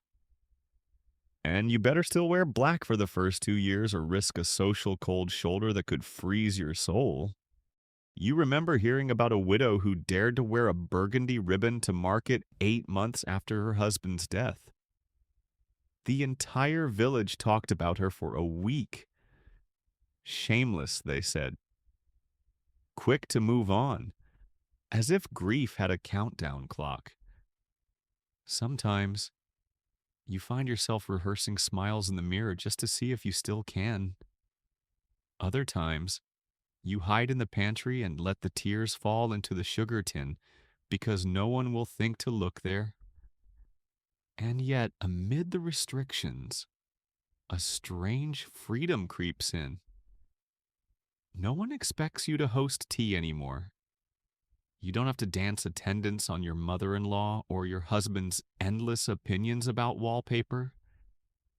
You can read late into the night without anyone asking why you waste candles. You can think, and with your children asleep and the house wrapped in black and silence, you begin to feel the edges of yourself again. The girl you were before marriage, the thoughts you put away to become a wife. They return, like half-remembered dreams. You hear about other widows starting businesses, opening boarding houses, writing under pseudonyms. You read about Frances Power Cobb, a fierce widow-turned-activist who campaigned for women's rights and animal welfare. She made widowhood not a curse, but a crucible. You still miss him. Of course. Not always, but in small, unexpected moments. The clink of a spoon, the smell of boiled oats, the exact sound his boots made on the step. You loved him. Or at least, you tried to. And now, you love the life you're slowly, painfully learning to live without him. And maybe, just maybe, you're learning to love the woman left behind. The cat stares at you from the windowsill with a kind of smug pity, as if even it knows your fate is sealed. 30 years old, unmarried. In Victorian terms, that means you're halfway to being declared a national tragedy. Congratulations, you're officially a spinster, like it's not just a word. It's a whole social sentence. One whispered behind gloved hands, scribbled into the margins of family letters, and woven into the very wallpaper of polite society. You walk into a room and people immediately wonder what's wrong with you. Are you too plain? Too poor? Too educated? Did your fiancé die, or more scandalous, did you simply never have one? Historians still argue whether spinsterhood offered a path to quiet autonomy, or was just a polite way of labeling women as failures.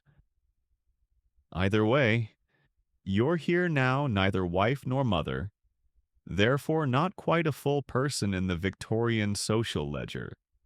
Your neighbors pretend to admire your independence, but it's always with a tinge of sadness, like praising someone for having an especially nice umbrella during a flood. You've got such a clever little life.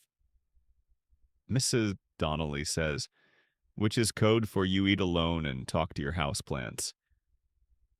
Every morning, you face the small indignities, the pitying glances, the subtle snubs, the awkward silences when people mention wedding anniversaries or their children's accomplishments and realize you have no conversational counterweight. You learn to smile with practiced ease and redirect the subject to pie. But inside, you rage. You rage at how society treats you like expired milk, at how men your age with thinning hair and aggressive dandruff are still seen as eligible, while you clean, literate, and resourceful are regarded like a carriage with a broken wheel. Even your own family joins the chorus. Your married sister sends you dresses that don't fit, as if to nudge you toward some invisible makeover montage. Your younger brother teases you in front of guests, saying things like, "Don't worry, she's married to her embroidery needle." Hilarious. There's an entire economy of advice designed to help women like you. Books with titles like How to Win a Husband Without Losing Your Dignity or The Art of Graceful Aging in Solitude. They offer such pearls of wisdom as wear blue to seem trustworthy. Avoid clever jokes, and my personal favorite, don't walk too quickly, or you'll frighten suitors away. And yet, despite all the social pressure, you've discovered something quietly astonishing. Spinsterhood has perks. For one, you control your time. No one tells you when to cook, clean, or entertain. You go to the market when you want. You arrange your books by color, or not at all. You take long walks just because the sky looks especially poetic. You've taken up correspondence with the schoolmistress in another town. She, too, is unmarried and finds solace in books, birds, and strong tea. You write letters that are too long, too detailed, and utterly wonderful. You sign them with little flourishes, yours in thought, fondly, under the shade of lilacs, because who's going to stop you? Quirky fun fact. Some Victorian women formed what were essentially proto-girl gangs of spinsters. They called themselves surplus women, and while society meant it as an insult, they embraced it. They met for tea, debated politics, and laughed without apology. You meet two such women in your own town, Miss Hayes and Miss Duncombe. They live together in a modest cottage with a wild garden and a house cat named Bishop. People whisper about them, of course, call them companions, as if they're decorative candlesticks. But you see the glint in their eyes when they speak of each other's cleverness. And you think, that's not loneliness. That's something else. Of course, your options are still limited. Jobs are scarce for women, and those available are underpaid and overworked. You might teach or sew or take in lodgers, but you won't earn enough to retire on, and God forbid you get sick. There's no husband's pension to catch you. You're your own net, and yet you read, you write, you paint little watercolors of your garden that no one will ever see. You keep a notebook of interesting words like susurrus and limerence. You build a life so rich and strange it would confuse your critics. Sometimes, you catch young girls staring at you. You know what they see: a cautionary tale, a woman who forgot to marry, a life lived sideways. You smile anyway. Maybe one of them will remember you differently. Not as a failure, but as someone who made her own strange peace with the world. You once read a line that stuck with you. She was not loved, but she was not governed. It's not the ending you were promised in the books, but it's honest. It's real. So you brush the cat off the windowsill, pour yourself a cup of lukewarm tea, and return to your mending. You hum a tune no one else remembers and glance out at the lilacs blooming in the garden. No one claps. No one calls you a heroine. But you're here, alive, unmarried, undiminished. And somehow that feels like its own kind of triumph. You didn't mean to start a scandal. All you did was laugh a little too loudly at a gentleman's joke. At a dinner party, no less. In public, where people could see you enjoying yourself. And now you're that sort of girl. It doesn't take much. A misplaced smile, an unchaperoned walk, a letter dropped on the floor and picked up by the wrong set of hands. In Victorian society, a woman's reputation is as fragile as spun glass and just as quick to shatter. One crack, and suddenly you're a cautionary tale. There's no official trial, no jury, just gossip. And gossip in this era is practically law. You hear it in whispers at the market. You see it in the way Mrs. Appleton pulls her daughter slightly away from you as you pass. You feel it in the way even the vicar's wife pauses a beat too long before saying hello. Historians still argue whether this obsession with female purity was about controlling sexuality or maintaining rigid class structures. It's probably both. Either way, the message is loud and clear. A woman who doesn't follow the rules risks losing everything. All the power men have in this era: legal, economic. Social comes with the bonus feature of plausible deniability. They can flirt, they can seduce, they can disappear after a single dance. But you, one toe out of line, and your character becomes public property. Take Clara, for example. She once kissed a man in a garden at night, under the impression they were to be married. When he broke it off, she was left with a ruined name and no recourse. She couldn't sue him. She couldn't confront him. All she could do was disappear to a rest home in Wales and quietly fade from everyone's memory. Even the phrase they use, fallen woman, sounds biblical and irreversible. Fallen from where grace society's good opinion.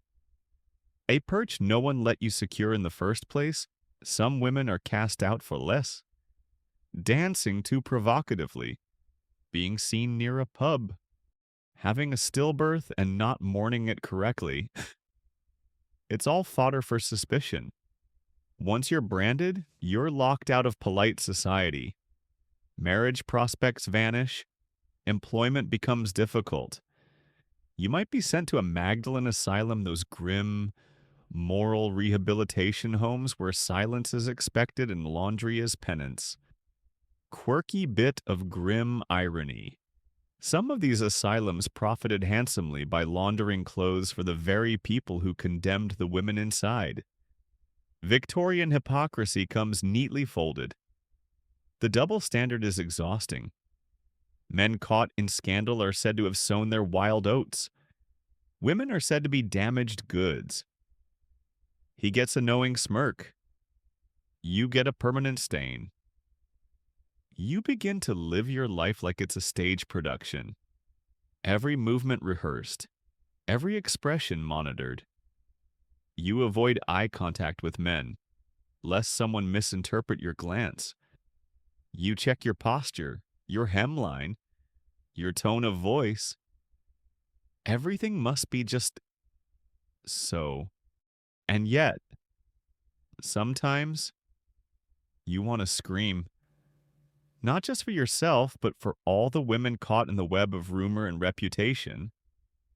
The girls with illegitimate children hidden away in country homes. The wives who must pretend not to know about their husband's mistress. The maids dismissed in disgrace while the master keeps his title. There's a girl in your sewing circle, Lydia, who confides that she was followed home by a man from church. When she reported it, She was asked what she did to encourage him. Were you walking too quickly? Did you smile at him? Were you alone? And so, even now, women police each other because if you fall, your misstep might shake the whole precarious balance they've worked so hard to maintain. They say they're protecting virtue, but often they're just shielding themselves from proximity to scandal. You've heard of women who fight back rare, brave creatures who sue for defamation, or write letters to editors, or even pen novels that skewer their accusers with thinly veiled characters. But those women tend to vanish too, in their own ways. Society doesn't like a woman who talks back. So you hold the line. You write in your journal carefully, Mike. You speak cautiously. You accept that silence is safer than truth, and discretion is more valuable than authenticity.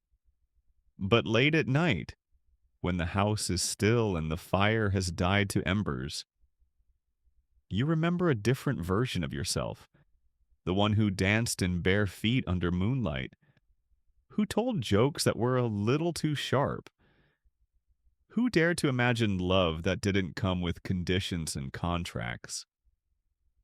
You wonder if she's gone for good, or if she's just sleeping, waiting, waiting for a world where a single moment, one glance, one rumor doesn't end a woman's future. Waiting for a time when you can laugh freely, speak boldly, and love without fear of being erased. Until then, you hold your head high and walk through the market with deliberate grace. You nod politely at Mrs. Appleton and pretend not to notice her daughter's curious stare. You are not fallen. You were pushed. And someday, you might just push back. The drawing room is quiet, too quiet. You sit on a tufted settee, legs crossed at the ankle, pretending to be absorbed in some needlepoint you've already restarted twice. Across from you, a gentleman puffs on a cigar, the smoke curling through the lace curtains. He just made a crude joke. Everyone laughs. You're not allowed to. Because laughter, like everything else, is different for women. In Victorian England, sex isn't just taboo, it's a double-edged, double-standarded minefield. For men, it's a given, a natural urge, something society nods at with weary indulgence. For women, it's either non-existent or dangerous. You're supposed to be pure, fragile, untouched. And even in marriage, you're not expected to enjoy it. That would be indecent. Historians still argue whether the Victorian obsession with female chastity was religious panic or just old-fashioned control tactics dressed in petticoats. Either way, the result is centuries of silence. You were never taught the details. Your mother didn't explain it. Your school certainly didn't. On your wedding night, you were told to lie still, close your eyes, and think of England. Actual advice from actual mothers. The act itself, not discussed, not acknowledged. And if you ask too many questions, you're sent to lie down with smelling salts and labeled nervous. Yet men are different. They visit ladies of the night with stunning regularity. It's not considered scandalous, it's practically expected. There are entire brothels dedicated to specific tastes, many staffed by women with no other options. Men brag about their escapades in smoky clubs. They write poems about their passions. They get sympathy when caught. You, on the other hand, get exiled for making eye contact too long. Let's not mince words. Your husband can legally force himself on you. The law says his marital rights include your body. Marital rape won't be criminalized until the 20th century. Until then, you're advised to submit with grace. The clergy? your mother. Even the midwife, everyone reminds you that a woman's virtue lies in her willingness to endure. You learn to separate yourself from your body, to think of it as a vessel for duty. You lie there, counting ceiling cracks or verses of a hymn, and afterward, you're expected to smile, to pour tea and resume your embroidery like nothing happened. And if you don't marry, if you don't play by the rules, you risk everything. There's a rumor about a girl in your town, a governess, who had an affair with her employer. He moved away. She stayed, pregnant, alone. When the baby came, she was sent to the workhouse. And the baby quietly adopted. Or maybe not. No one really knows. Quirky fact. Some fallen women were shipped off to colonies like Australia and Canada as part of moral improvement schemes. The idea was that they'd start new lives as wives and servants abroad. Really, and it was just exporting the problem. And all this silence, this repression, it builds pressure. Behind lace curtains and high collars, women do talk, in whispers, behind fans, during sewing circles. They trade stories about honeymoons gone wrong, about husbands who drink too much and touch too roughly, about births that nearly killed them. They speak of pain, of numbness, and sometimes quietly, of longing. You're not allowed to desire, but you do. Desire a kind word, a hand that lingers without claiming, a voice that asks, not commands. You read poetry and feel strange heat stir in your chest. You watch a stranger brush a lock of hair from his brow and think, what if? You press your fingers to your lips and imagine a world where touch isn't something to fear. But desire is dangerous. It's the spark that burns your reputation. So you bury it, or you find loopholes. You read novels by moonlight ones with coded language and secret passions. You write letters in invisible ink. You walk longer routes past doorways just to glimpse someone who smiled at you once. Small, quiet rebellions. There's also a kind of camaraderie in the shadows.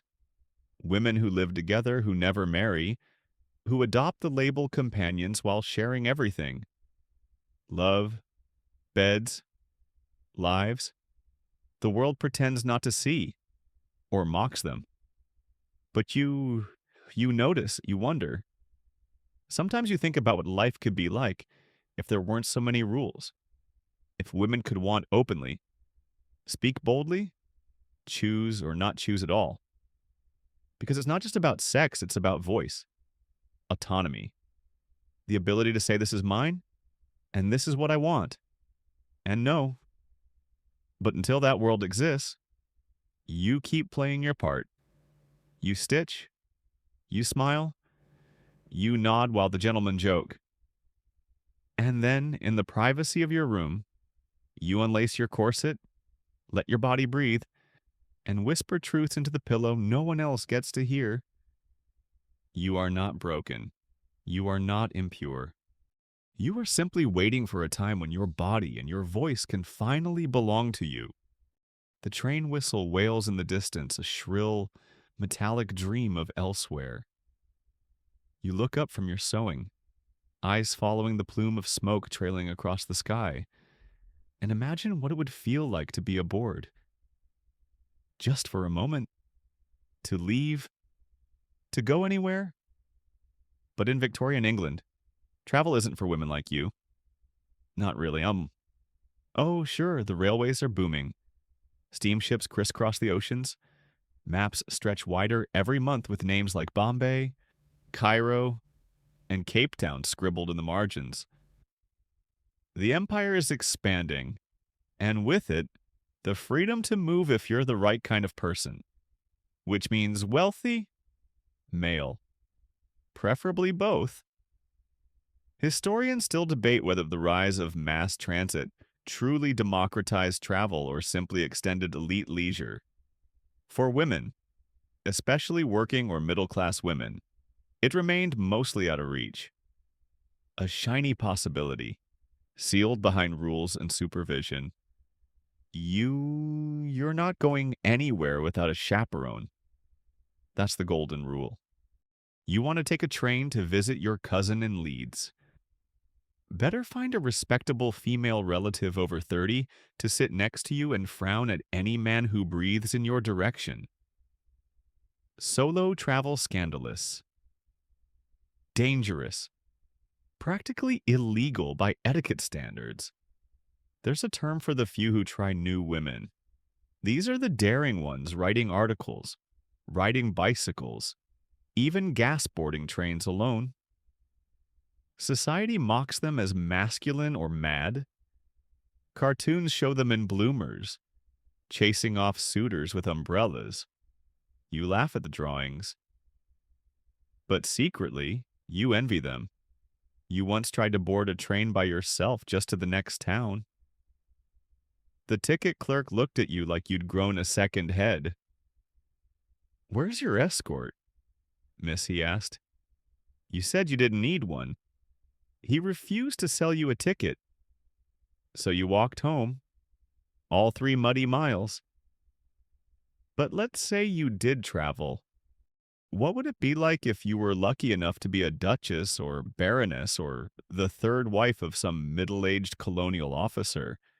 Your travels would be planned down to the teaspoon. Servants pack your trunks, iron your gloves, and prepare boiled water to avoid native illnesses. You ride in carriages with velvet seats and sip tea from porcelain cups, even as the jungle scrolls past your window. You'd write long letters home about the exotic charms of foreign lands, never once questioning what it took to plant a British flag in someone else's soil.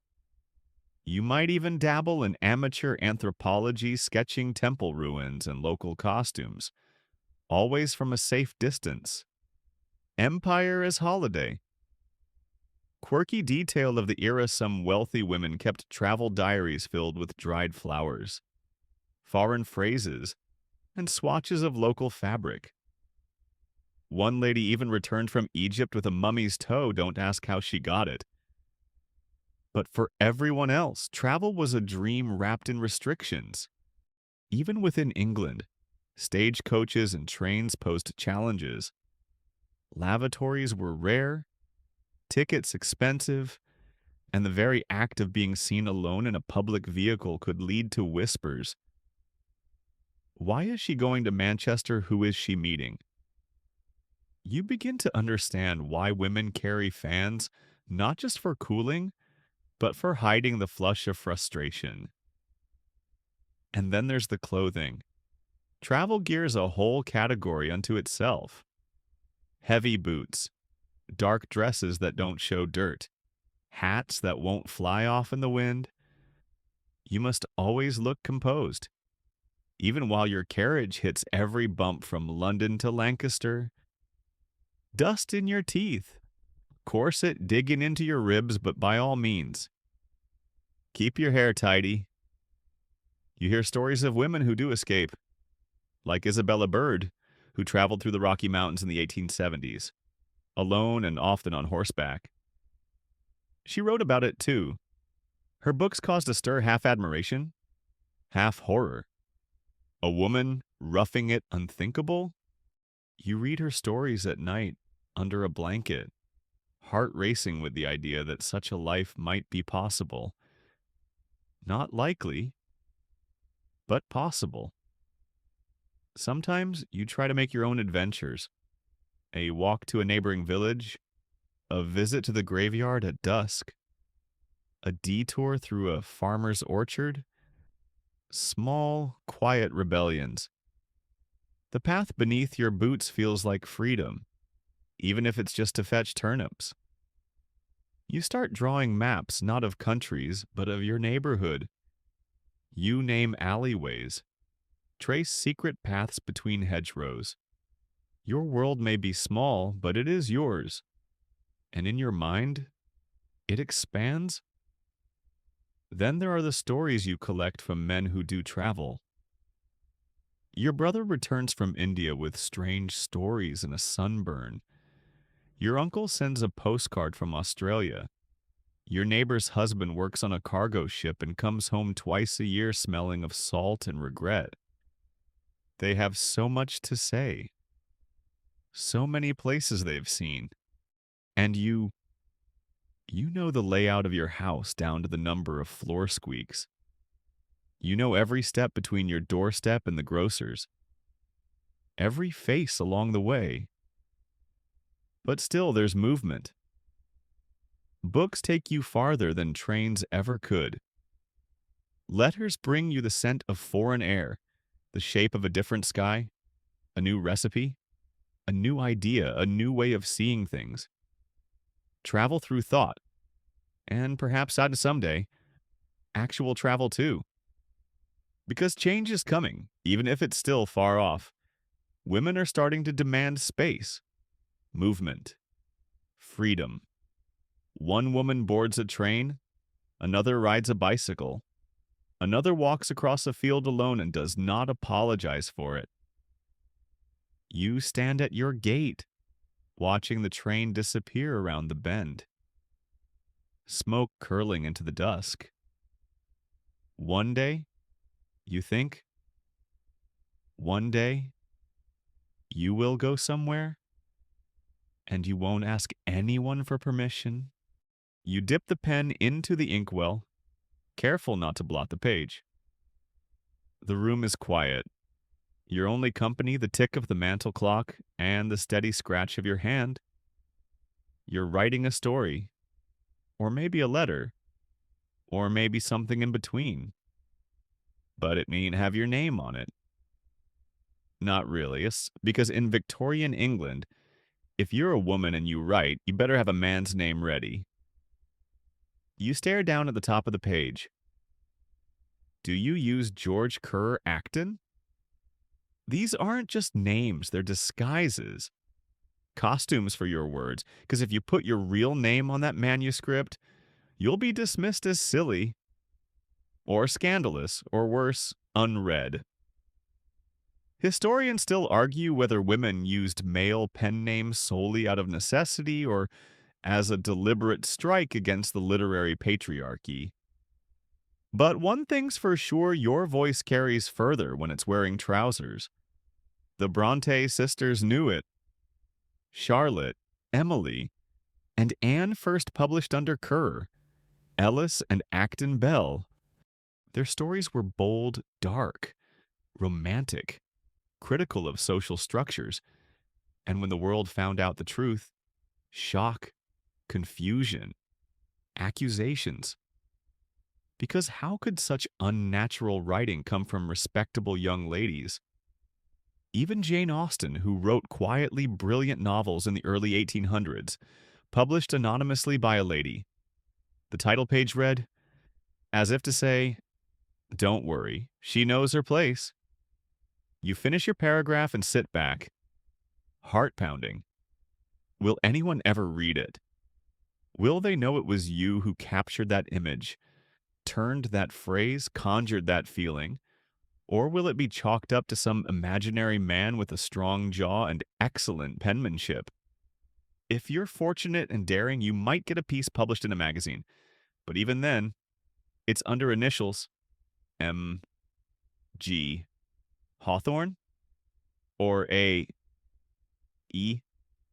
L. No one needs to know it stands for Margaret or Alice. Let them assume. There's a bitter irony to it all. You've read novels by men with characters as deep as puddles and prose as dry as porridge, yet they're praised for their vision. Meanwhile, women's work is labeled domestic fiction, because clearly your brain can't handle plot twists or revolution. Quirky literary aside, in 1859, Mary Ann Evans published Adam Bede under the name George Eliot. When it became a success, she revealed her true identity. The press lost its collective mind, but she's not even pretty, one critic complained. as if literary talent should be accompanied by pleasing cheekbones. You look around your room modest, quiet, but filled with books. Some borrowed, some saved for, some hidden behind household manuals. Reading, in your world, is not idle pastime, it's rebellion. It gives you language for things no one talks about. Desire, injustice, the sheer oddness of being a woman in a world that watches you like a hawk and listens to you like a deaf uncle. You keep a notebook in the drawer beneath your dresses. It's filled with half-finished poems, ideas for stories, and little sketches of scenes you'll never have the time to fully write. But still, you try, because the words inside you are too loud to ignore.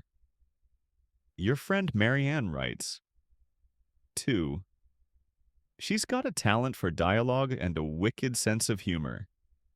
But she stopped submitting to publishers after receiving 3 rejections that said her stories were charming, but unrealistic.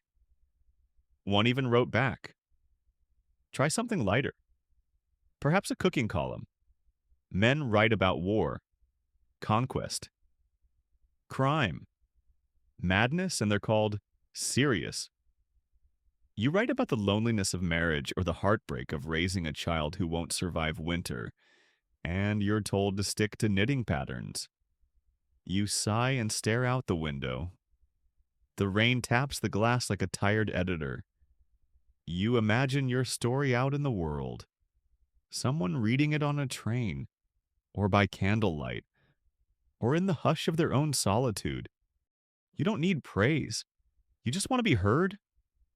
Sometimes you dream of a salon filled with women like you, gathered around a fire, reading aloud with no pseudonyms, laughter, arguments, gasps at bold metaphors, a space where no one says, that's too political, or that's too strange. Just tell me more. But until that world exists, you wear your mask. You ink your name in careful code. You smile when someone says, you're quite clever for a lady, and save your retort for the page. One day, they'll know. Maybe not now. Maybe not even in your lifetime. But someone will read your words and feel understood. And that will be enough. You cap the ink, fold the page, and slide it into an envelope. Addressed to a publisher in London, you sign it J. H. Weston. It's not your name, but the story. The story is entirely, irrevocably yours. The street is quiet, the air thick with chimney smoke and unsaid things. You walk with your head down, hands tucked into worn gloves, boots scuffing the cobblestones. You're late for tea, again, but you needed the walk, needed the space, because if you spend another moment folding sheets and pretending everything is just fine, you might scream. Victorian women aren't meant to rebel. They're meant to host, to curtsy, to suffer beautifully. But you and others like you are learning how to bend the rules just enough not to snap, not loudly, not all at once, but in 100 small, subversive ways. You sneak sugar into your tea when rationed. You leave it ironing for after your novel chapter. You write letters to women you admire and hide their replies under your pillow like teenage love notes. The revolution isn't being shouted from rooftops, it's being whispered over sewing kits. Historians still debate whether these quiet acts of rebellion were truly conscious resistance or simply survival strategies. But you know, deep down, you know that every whispered no, every delayed yes, every choice to think your own thoughts is resistance in its own right. There's Jane from down the lane used to cry behind the shop counter. Now she runs a book club. Only women allowed. They read everything from Shakespeare to Frankenstein, and sometimes they stay up late discussing whether marriage is just another form of employment. Dangerous talk, glorious talk, and Miss Eliza, who owns two cats and lives alone and tells everyone who asks that she is contentedly occupied. Translation, she does what she likes and will not be answering any more questions. Thank you very much.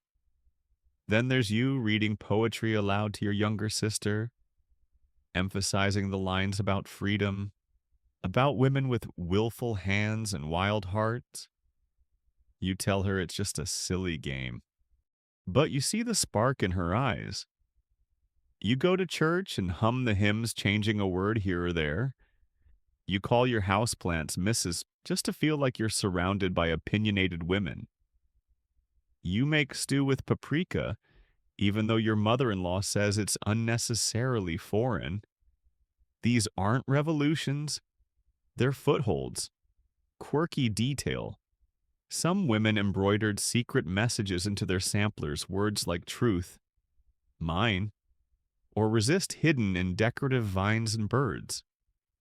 A coded language of thread, seen only by those who knew where to look.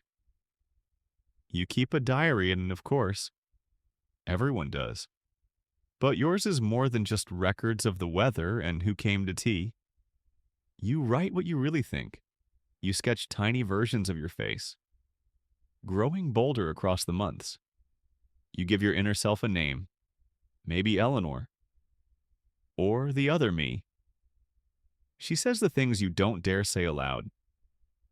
At the market, you start noticing others. Women with just a bit too much glint in their eyes. They wink at you when no one's looking. They compliment your hat, even when it's askew.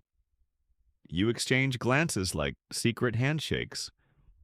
One day, you leave a penny novel on a bench with the note tucked inside.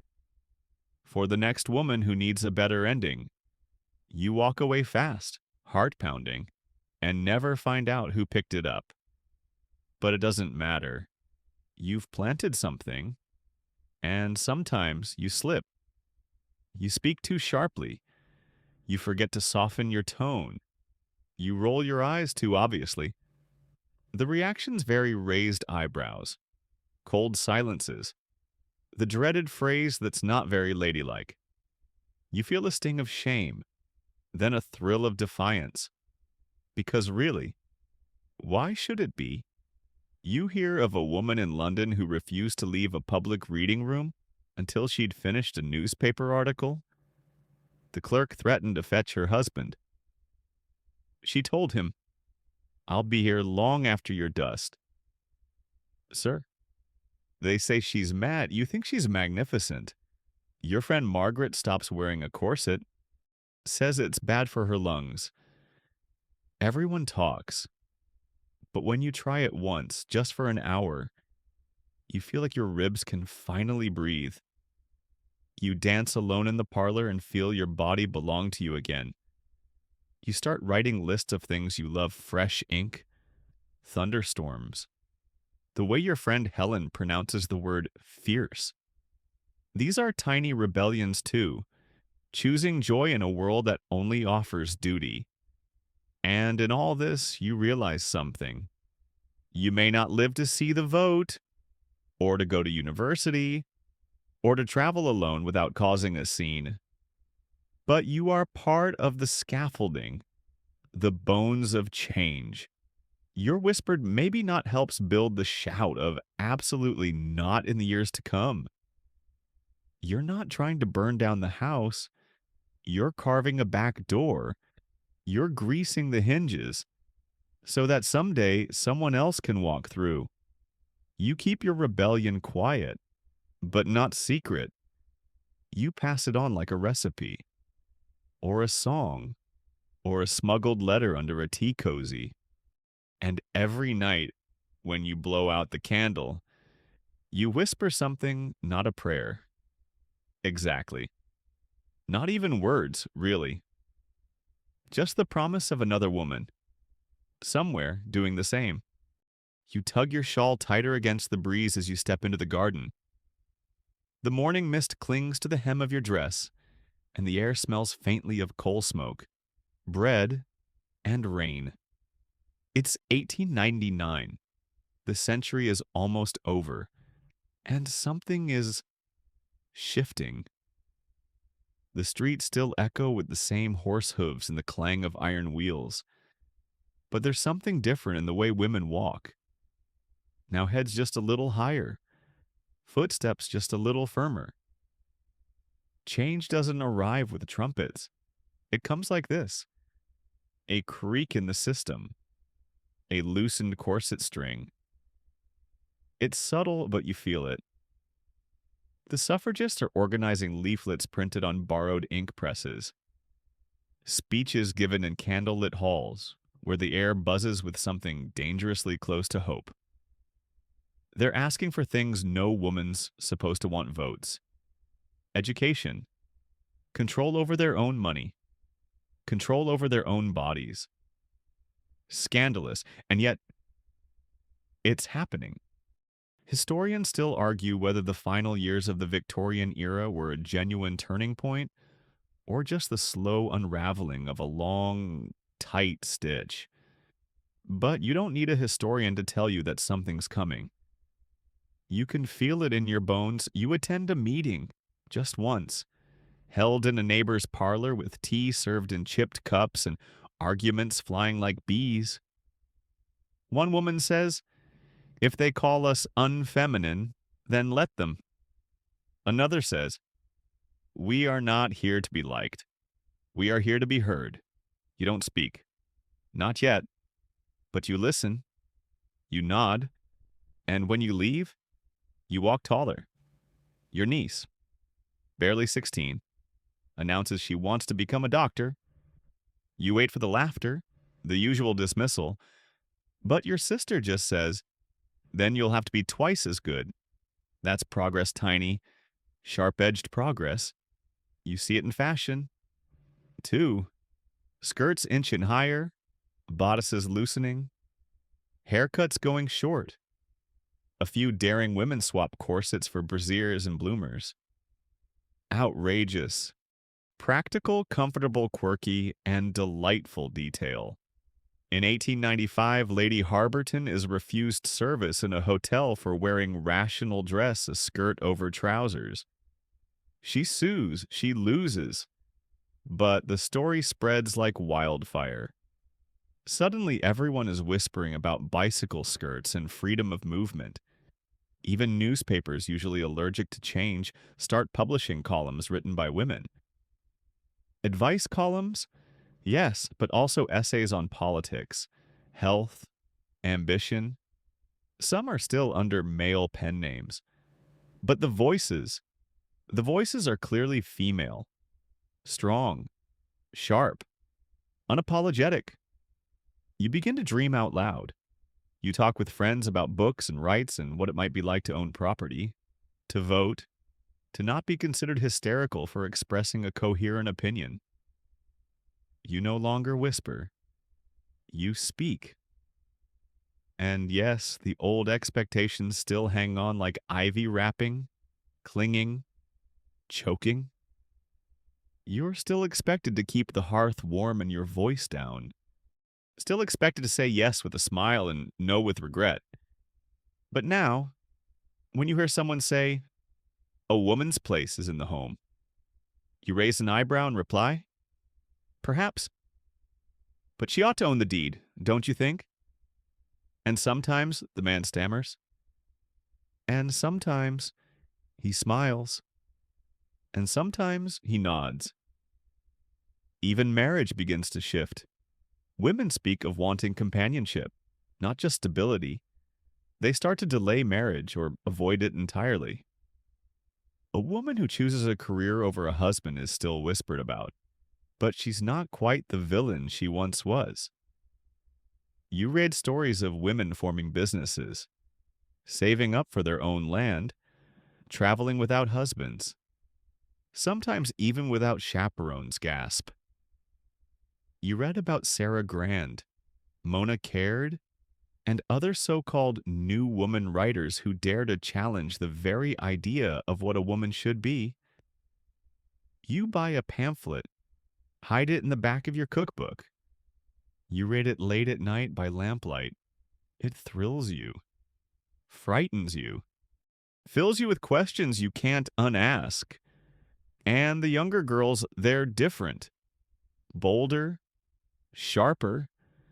They wear brighter ribbons and ask louder questions. Your neighbor's daughter recites Shakespeare with fury, not delicacy. Your niece quotes Mary Wollstonecraft at dinner and doesn't apologize when her uncle chokes on his roast beef. The cracks in the corset are widening. You still wake early, still sweep the hearth, steep the tea, mend the socks. But now you do it on your terms. You read a chapter of your favorite book before breakfast. You teach your youngest how to spell resistance. You look at your reflection and smile not because you're beautiful, but because you are becoming. You're still tired. You still worry. But underneath it all, there's a growing hum, a deep, steady thrum of possibility. Because the century is ending, and you are not the same girl who started it. You've bent the rules, endured the silence, survived the weight of other people's expectations. And now, you're ready. Ready for the vote. Ready for freedom. Ready for a future not just written by men, but by women like you. Word count 100. So now, as we let the curtain fall on our journey through Victorian womanhood, take a deep breath. Let your shoulders soften. Let your breath slow. The gas lamps are dimming. The boots are off. The corset's been unhooked and left behind on the bedpost. The night is quiet. The house is still. You've survived another century, and though the world was brutal, stubborn, confining, even cruel, you found your way through it. Through every mended sock, every whispered no, every story written in secret. You carved out space where none was offered. You learned how to smile without surrendering, to speak without shouting, to stay when needed and walk away when you could. You were never powerless, only patient, waiting, watching, planting seeds for the daughters of daughters who would one day run, speak, lead, and choose. Now imagine yourself beneath a quilt, the candle flickering low, the teacup still warm beside you. Imagine the rustle of skirts fading into silence, the soft hush of a world slipping into sleep. The fight isn't over, but for tonight, it can rest. You did enough. You are enough. Close your eyes now. Let the cobblestones drift away. Let the garden return to green. Let the dawn wait. Good night, brave soul. Sweet dreams.